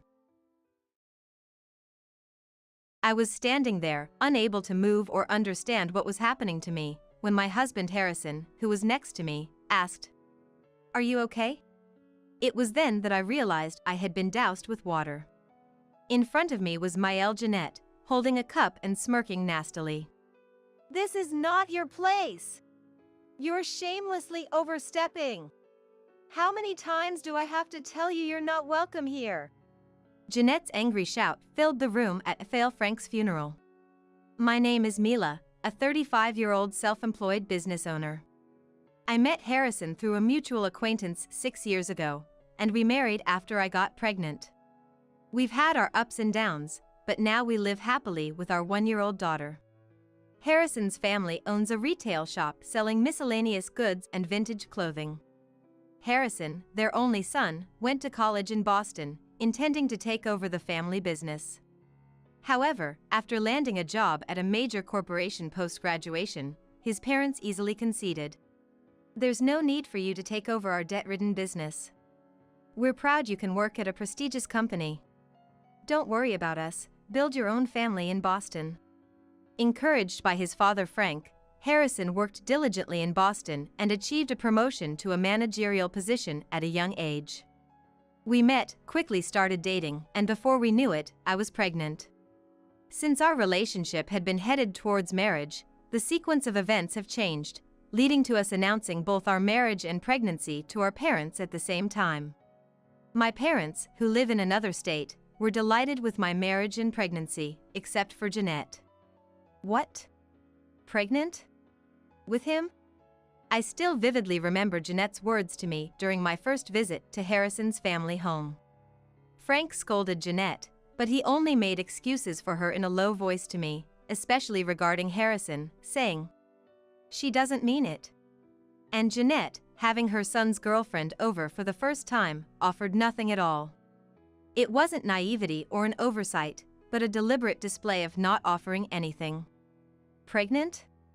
Are you going to have the baby? Then you must continue the environment I provided for my son and raise your child the same way. I'll teach you how." "Wait a minute. I'm planning to take maternity leave and then return to work, so I appreciate your concern, but we will decide and manage our child's upbringing." Though I was reluctant to argue with my MIL on our first meeting, I felt that it would be important for her to understand our stance. Jeanette, clearly not expecting me to talk back, glared at me, her face filled with surprise and anger. Then she pressed on, "What kind of job forces you to work instead of raising your child?" Jeanette seemed to be implying dissatisfaction with her son's salary at a major corporation, aggressively questioning me. When I mentioned that I was the secretary to the president of a publicly traded company, Jeanette looked at me scornfully and said, "That's distasteful." Jeanette appeared to have a stereotype of secretaries as glamorous women serving powerful men or attractive but incompetent at their jobs. "Is Harrison being deceived? Are you really marrying him?" she asked repeatedly. Harrison, with a strained laugh, simply said, "Yes." He didn't support me but instead laughed it off, eager to leave the situation, which left me feeling disappointed and unsure about our marriage. However, Frank, having listened to the whole conversation, was different. "It's tough to be a secretary. Before I was married, I worked at a company where the bosses had secretaries. It's a really difficult job. This idea of secretaries being distasteful is so outdated," he said, criticizing Jeanette. Jeanette, not expecting to be reprimanded, turned red and hastily said, "I need to step out for a bit," and left the house. Frank later reassured me, "If you have any troubles, you can always come to us for advice." Hearing that, I felt for the first time that I was accepted as a member of the family. After that, since our marriage was sudden due to the pregnancy, we didn't have a wedding ceremony and just completed the paperwork. After the birth, we had talked about having a small ceremony with just close family once things settled down, but those plans fell through dramatically. "What? Dad has cancer? Harrison was shaken by the sudden news, and since I was worried about him going alone, I went with him to the hospital where Frank was admitted. As soon as we arrived at the hospital, we were called by a doctor and, without any mental preparation, were informed about Frank's limited time left. Entering his room, we saw Frank with numerous tubes attached to his arm. It was painfully hard to look at. Noticing us, Frank gave a sorry smile and said, "My apologies." I wondered why Frank, who had done nothing wrong, was apologizing, but soon understood. Frank had been hospitalized for several days, and Jeanette hadn't visited him at all. According to Frank, since he was given a terminal diagnosis, Jeanette thought he wouldn't know what was happening and took the opportunity to go on trips and shopping sprees. Frank didn't know for sure since he was in the hospital, but he heard it from neighbors who visited him, so it was likely true. Frank, unable to prepare his own change of pajamas and underwear during his hospital stay, said to us apologetically, "I'm sorry to ask this so soon after your wedding, but I need your help." Since my pregnancy was stable, I had no problem going to the hospital in the morning, so I gladly took on the role of caring for Frank. I was originally planning to take maternity leave at 9 months pregnant, but with Frank's care needed, I applied for caregiving leave at my company, planning to transition it into maternity leave. But even this didn't go as planned. With Frank's hospitalization, Jeanette began neglecting housework entirely to indulge in her leisure activities every day. Consequently, the house became cluttered with garbage, and Jeanette, who was somewhat osteoporotic, slipped, fell, and fractured her bones. Now, not only Frank's, but also Jeanette's care fell onto us. "Please, just until Mom can walk again, can we live together?" Frank's cancer treatment was stabilizing, and he was close to being discharged when Jeanette fractured her bone. My husband asked me, and I reluctantly agreed to live together for a limited time, but this decision would later become a source of great regret. "You slowpoke! Hurry up and prepare the meal!" Jeanette, now having difficulty walking and using crutches, started hurling verbal abuse at me due to her frustration of being immobile. I had to clean the room Jeanette dirtied for Frank's return, but with my growing belly, it was hard labor, and I struggled to move as I wanted. Jeanette mercilessly berated me and would hit me with her crutches when nearby. I protected my belly as best I could, but my arms became covered in bruises. Such a big target, easy to hit. I was terrified, thinking this was the same woman who had once given birth. I reported Jeanette's harassment to Harrison, but he would just say, "It's only for now. She's just stressed because of her injury." He showed no signs of helping me, and I felt increasingly cornered. And then, Jeanette, with her mobility impaired, brazenly started inviting men to the house during weekdays when Harrison was at work. "Jeanette, does Frank know about this?" "It doesn't matter. He won't be returning to this house anyway. His time is almost up. This house and all the property will be mine." Jeanette said this and laughed loudly with the man who seemed to be her affair partner. She even threatened me, saying if I spoke to anyone about this, she would make me suffer. The repeated scenes of Jeanette's verbal and physical abuse haunted me every night, leading to severe headaches and palpitations that kept me awake. Eventually, I miscarried the baby. "I can't even see my grandchild's face because of you. You useless thing!" Jeanette cruelly berated me as I returned home after the medical procedure. "You're banned from this house. Get out now!" Forced out of the house, I went straight to my company and submitted my resignation. My boss noticed something was off and repeatedly asked me not to do anything foolish. When I mentioned, "My baby is gone," he said to contact him anytime if I needed anything, regardless of our professional relationship. He accepted my resignation without further questions. Afterwards, on my way to the courthouse to collect divorce papers, I decided to visit Frank for the final goodbye. It had been a few days since I last visited Frank's hospital room, and he was visibly surprised and concerned to see me, which brought me to tears. I had always kept silent about the treatment I received from Jeanette, not wanting to worry Frank, who was battling his illness.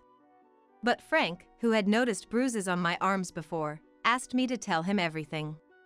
Crying, I poured out everything that had happened. Frank kept apologizing, and his face was contorted with anger.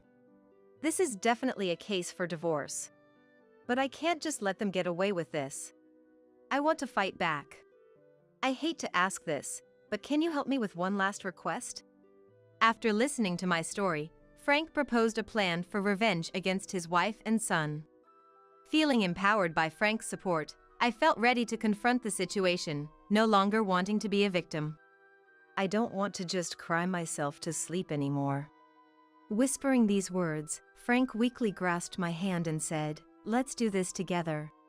Subsequently, I stayed in the hospital room as Frank's attendant until his discharge. As soon as Frank and I arrived home, Jeanette snapped. "What? You brought that useless woman too? You didn't clean the house, it's still dirty. Clean it up now." Furthermore, she accused, "Where have you been these past few days? You must have been with some man, right?"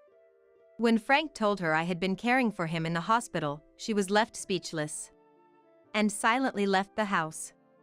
Soon after, as planned with Frank, I installed indoor cameras and wireless listening devices in various places. This was to gather evidence of infidelity. As expected, when I accompanied Frank to the hospital for outpatient treatment, Jeanette confidently invited men into our home. "We have the evidence," Frank said. Frank contacted a lawyer friend and began the process to disinherit Jeanette. Next, while Jeanette was away on a trip, Frank arranged for a negotiator to come to our home and create an official will. This was to prevent Jeanette from forging a will in Frank's name. Later, I started the process of taking over Frank's retail business, consulting a lawyer again. Despite the taxes and other financial issues that came with inheriting the business, I had a plan to recover the costs, so I decided to take it over. Honestly, I've been running the business just doing what I like, not really thinking about profit. But I want you to take this as compensation for the harm my family caused you, Mila." I was hesitant to accept the company and its real estate, but considering it as Frank's final gesture of goodwill, I gladly agreed. "Frank, I'll protect this company, so don't worry." As I assured him, Frank smiled at me. After several hospital visits for chemotherapy and outliving the initial prognosis, Frank peacefully passed away at home, just as I was getting used to managing the business. Finally, doctors' life expectancy predictions are so unreliable. Let's quickly finish the funeral and turn this house and land into cash. Despite Frank having just passed away, I was unable to contain my anger at Jeanette's harsh words. "You're no longer needed. I don't need your care anymore, so leave this house right now." Treating me as if shooing away an animal, I responded to Jeanette, "I understand. I don't want to stay here for another minute." Saying that, I grabbed my pre-packed suitcase and prepared to leave. Harrison, who had always been like air to me, didn't try to stop me as he wanted to stay with his beloved mother.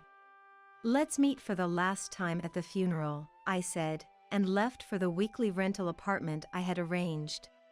After dropping off my luggage, I changed into morning clothes and headed to Frank's funeral for the final act of my revenge. Frank, beloved by the local residents, had attracted many people to his funeral. Getting out of the taxi, I was heading to the family's waiting room when Jeanette suddenly splashed water on me. "This is not your place. You're shamelessly overstepping. How many times do I have to tell you you're not welcome here?" After glaring at Harrison, who was feigning concern, I confronted Jeanette. "It seems you don't understand anything, Jeanette. Are you all right in the head? You'll be the one in trouble when I leave." As I spoke, Jeanette retorted, "Shut up! How dare you, just a son's wife!" and once again threw liquid at me. Even I had to exclaim, "What?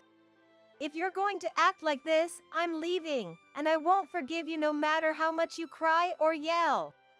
With that, I walked away from Jeanette. I intended to take a taxi home immediately, but since the liquid Jeanette had thrown on me turned out to be alcohol, not water, I headed to the restroom to wash it off. It probably wouldn't stain, but I needed to clean the alcohol from my funeral attire and hair.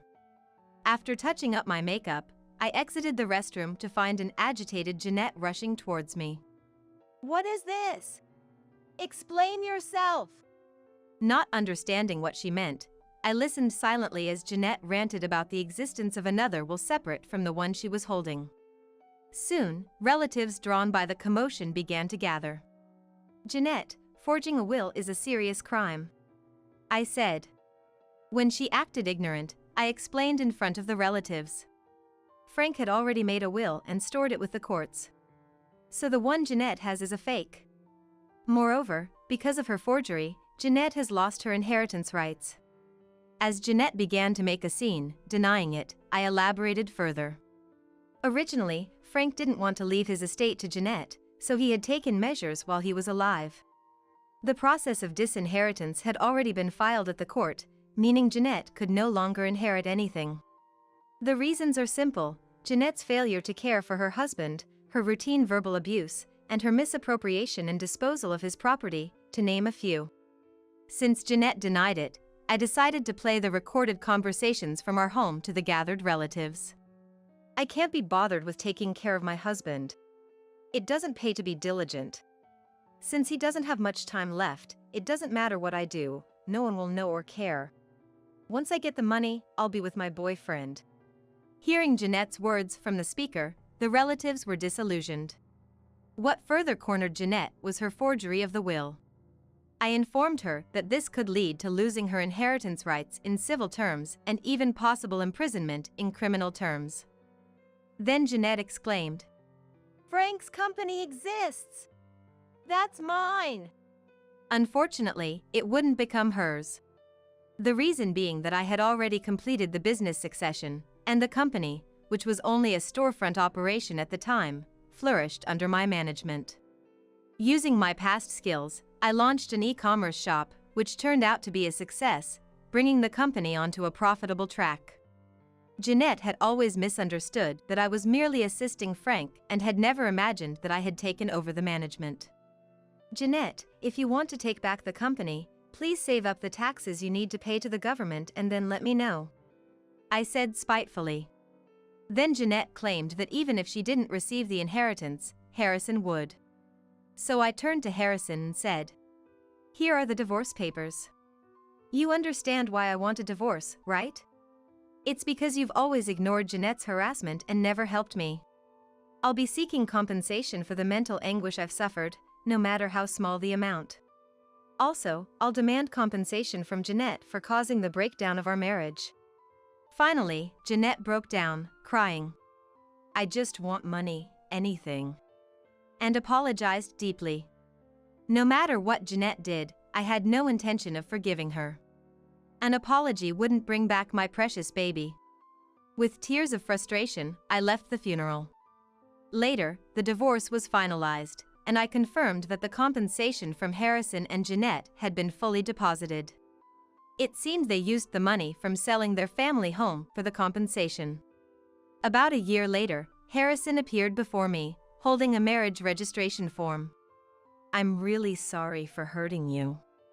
I only realized what true love was after I lost you.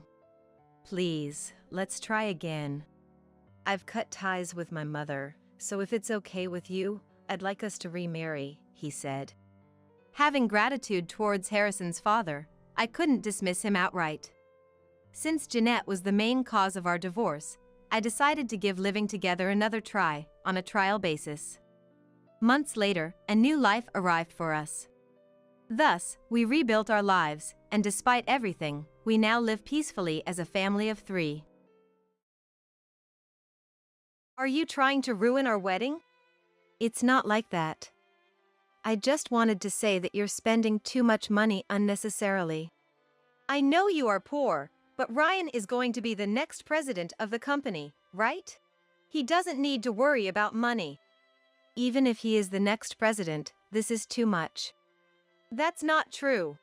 I just wanted to see your happy face, and when I told Ryan that, he was willing to do anything I said. What? It seems he really likes you. He generously spent money whenever it was for you. Her words hit me like a stab with a knife. As I looked at her face in surprise, and she looked back at me with a sly smile. You took advantage of his feelings for me. Anger welled up inside me. To that, Jessica added another shocking statement. So what? If you're going to complain more, can you please leave? We don't need a low-educated, poor mother. Please don't associate with us ever again. Her words, filled with a sense of superiority, rapidly fueled my anger. I won't forgive this. Enjoy your triumph while it lasts. As she walked away looking down on me, I stared at her back, making a firm resolution to attend the reception. My name is Amy. I was widowed and now live with my son Ryan. My parents' home was poor, so I started working right after graduating from junior high. Later, I met and married a man who started his own company. Decades later, even when my husband's business stabilized and we had more financial freedom, my habit of saving remained, and I still live that way today. Neither my husband nor Ryan ever spoke ill of my frugality. Instead, they accepted it and joined me in being economical. Ryan, with his generous nature, even now as a working adult, accepts my frugality without complaint. After my husband passed away, the company is now led by my brother-in-law, Dylan, as the president. Ryan works there and is a candidate for the next president. Despite this, he hasn't let it go to his head and continues to live as usual. He, whom I raised alone after my husband's death, is my pride and joy. Sometimes I worry that he's too considerate and putting himself under strain, but his kindness is also something I'm proud of. Since working for the company, he has become even more independent, and recently he has become a very reliable man. So, when he told me he had a girlfriend, I felt a bit lonely, but I was happy enough to genuinely wish them well. She was introduced to me by a friend, and she's really a great person. He spoke with joy, and I smiled back. I want to start a family soon to give Mom peace of mind. That's why I'm thinking about marrying my girlfriend. Oh, thank you. But you haven't been together that long, right? Don't rush into marriage just because you're worried about me. It's your life, Ryan, make sure you make the decision for yourself. It's heartwarming to know he cares about me. But I didn't want him to choose his life partner just to reassure his mother. However, knowing that he has a girlfriend, seeing how happy he is, and above all, realizing how much he thinks of me, warms my heart. I thought to myself how lucky I am to have him. 6 months after hearing about his girlfriend, they seemed really serious about marriage, and he said she would be coming to our house. Though he had spoken about his girlfriend Jessica before, this would be my first time meeting her. I was looking forward to meeting Jessica, who might become his wife. Amy, is it true you didn't go to college? And yet you managed to raise such a fine child as Ryan. This was said by Jessica after we introduced ourselves and chatted a bit, while Ryan had stepped away from the table. She looked at me with a provocative gaze. Yes. He has really grown up to be a fine young man. I barely managed to reply, but I couldn't shake off the feeling of discomfort from her words. Though she seemed to be praising him, I felt there was a mocking tone towards me. Fine, huh? You don't hold back on the praise. Usually, people are more modest. Oh, maybe you don't know these common social norms, not having gone to college. What? Sorry, I was just wondering. It's really amazing, though. Raising a child in a fatherless home, I could never do that. Her words said one thing, but her mouth was slightly smirking. What were you two talking about? When he returned and asked, she promptly replied. We were just talking about how amazing Amy is for raising such a wonderful person like you. I really respect Amy. She said this with a smile at me. But I felt a thorn in her words and couldn't help feeling uneasy. That's right. He is going to be the next president, isn't he? The conversation shifted to the future of the two of them, and inevitably to his upcoming promotion. Jessica seemed captivated by the idea of he becoming the next president. In contrast, he responded calmly. It's just because my uncle is the president, and that's what people say. I'm still inexperienced and need to study and grow more. It's Dad's company, so I can't take over halfway and let it fail. What? But you'll become the president eventually, right? She asked, a bit flustered. I'll work hard to make that happen. He replied with a smile, but she seemed somewhat unsatisfied. Before talking about being president, I need to get promoted first. The responsibilities vary with each position, and I need to understand those roles too. When I gave this advice, he nodded firmly. Her eyes sparkled again. When you get promoted, your salary will increase, right? Since you're talked about as the next president, I guess your income will keep getting better. Her interest seemed piqued by words like next president and salary. The discomfort I felt towards her remained even after she left. Hey, I hate to say this, but do you think Jessica is marrying you for your money? She seemed really interested in your salary and the talk of you becoming the next president. I couldn't help but ask him. It's his life and his family. I may not have a right to interfere, but I couldn't stay silent, considering his happiness. But Ryan denied it. I don't think so. She is concerned about money because she plans to manage our finances after we get married. Finances are important in marriage. Oh, so you two have talked it over. Yeah. She said she would manage our finances after we marry.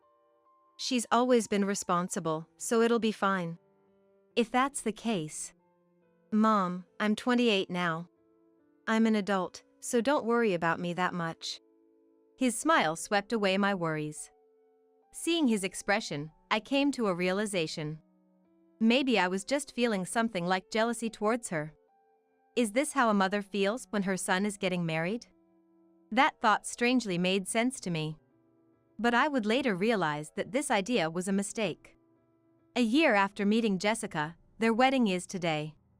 I don't know any details about the wedding. She asked me not to interfere too much. Indeed, the wedding is about the two of them, and it's an important event for their future married life. I decided to quietly watch over them and looked forward to this day. But, when I arrived at the venue, I was so surprised that I was rooted to the spot. Because the rented venue was decorated so lavishly, it was beyond what ordinary people could afford. In the waiting room, there was a quiz corner where guests could guess the color of the dress Jessica would wear for her dress change. I had seen such features in weddings before, but there was one clear difference this time. There were 2 dress changes, and the dresses were in 2 different colors. Furthermore, the menu listed ingredients that were extravagantly high-end. Even the entertainment included a professional magician. I had attended many weddings, but this was the first time I saw one so luxurious and obviously expensive. I never imagined experiencing this at my own son's wedding. It was just too much. Feeling anxious and worried about their wedding, I decided I had to talk to Ryan and headed to their waiting room. Then I saw Dylan and Jessica. She was humbly and politely responding to Dylan's congratulations. Thank you so much. Please continue to look after him. I'll do my best to support him too. Of course. We have high hopes for him. I'm counting on you as well. Yes, I'll do my utmost. As she smiled at me, Jessica's expression turned scornful in an instant. Feeling uneasy, I hurried over to her. Then I asked about the situation. Jessica, it's been a while. You told me not to interfere too much, so I've been quiet, but isn't this too extravagant? One dress change is enough. The wedding should be more modest. While I was flustered, she looked relaxed and unapologetically replied, "It's already decided. Bringing it up now is troublesome." My mind went blank, unable to find words. She then looked at me with the same provocative eyes as when we first met. Are you trying to ruin our wedding? It's not like that. I just wanted to say that you're spending too much money unnecessarily. I know you are poor, but Ryan is going to be the next president, right? He doesn't need to worry about money. Even if he is the next president, this is too much. That's not true. I just wanted to see your happy face, and when I told him that, he was willing to do anything I said. What? It seems he really likes you. He generously spent money whenever it was for you. Her words hit me like a stab with a knife. Shocked, I looked at her face, and she was giving me a disdainful look. You took advantage of his feelings for me. Anger welled up inside me. To that, she added another shocking statement. So what? If you're going to complain more, can you please leave? We don't need a low-educated, poor mother. Please don't associate with us ever again. Her words, filled with a sense of superiority, rapidly fueled my anger. I won't forgive this. Enjoy your triumph while it lasts. I, seething with anger but resolute, stared at her back as she walked away, looking down on me, and then I joined the reception. May I now have Amy, the mother of the groom, come forward? The MC announced, guiding me to the microphone. I knew I had to give a speech, as Ryan had informed me beforehand, but it seemed Jessica was unaware. The situation was different from what I had imagined. Jessica, who had told me to leave, was now silently exuding a disgruntled aura as I, who she told to leave, was about to give a speech. Thank you all for joining us today to celebrate the marriage of Ryan and Jessica. Ryan and I have always supported each other throughout our lives. I began my speech, sharing my thoughts about Ryan. After narrating old episodes, I continued. However, it seems that from today, I must let go of him. Therefore, I am firing him. The room erupted in murmurs. Dylan, along with other company attendees, looked shocked and confused. The noise in the room grew louder. Among them, Jessica was the first to speak out. Fired? What are you talking about? Amy, who isn't even part of the company, can't make such decisions. You should think before you speak. Even as a mother, there are limits. Jessica, what are you saying? I am firing Ryan. You said you didn't need a low-educated, poor me, and told me to never associate with you again. That's... Moreover, it seems you were only after his money. And Ryan, choosing someone like you, I can't trust him anymore. That's why I am firing him. My words intensified the murmurs in the room. Jessica, her harsh words exposed, turned red-faced. Ryan, glaring at her, questioned. What do you mean a low-educated, poor mom is unnecessary? Did you say that to Mom? And about being after money. It's fine, isn't it? We're going to live together. We don't need your mom, who has neither education nor money. Even if she says that, she can't fire you. Mom is the chairperson of my company. What? Her face, which was red, now turned pale upon hearing his words. In a clearly panicked tone, she responded. But, you said she didn't go to college. How can someone like that be a chairperson? That's the truth.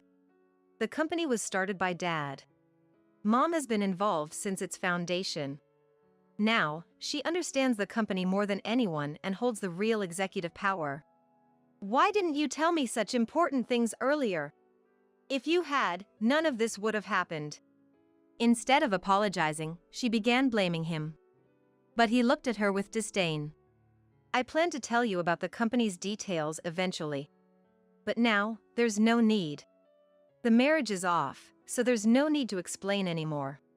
What? What do you mean the marriage is off? It's obvious. I can't marry you, who looks down on Mom and is only after money. The wedding is cancelled. His voice carried an air of authority. Jessica, realizing the gravity of the situation, suddenly turned to me, desperately seeking support. Please forgive me, Amy. I didn't know you were the chairperson, and I was terribly rude. I won't belittle you anymore. She said, but of course, I had no intention of forgiving her. That's impossible. You mean you would have continued to belittle me if I weren't the chairperson? I can't be family with someone who can't respect others and whose hobby is squandering money. Goodbye. With that, I started to leave the venue. Following me, Dylan stood up, and then the other attendees began to prepare to leave. Wait, please don't go, everyone! She screamed, but no one even looked at her with sympathy. My relatives expressed relief that he hadn't married such a person, and Jessica's relatives looked utterly disgusted. Her friends, who had been condescending thinking she would become a CEO's wife, were also displeased with her recent attitude and quickly began to leave. Everyone left Jessica standing there, stunned. Ryan and I returned the wedding gifts, apologizing to the guests as we saw them off. After everyone had left, he muttered apologetically. "Mom, I'm sorry. I wanted to reassure you, but instead, it turned out we can't even work together anymore. That's why I told you not to worry about me so much.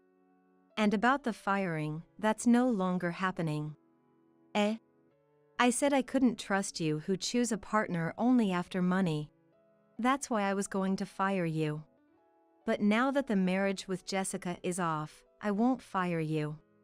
He looked perplexed by my words. "Thank you, Mom.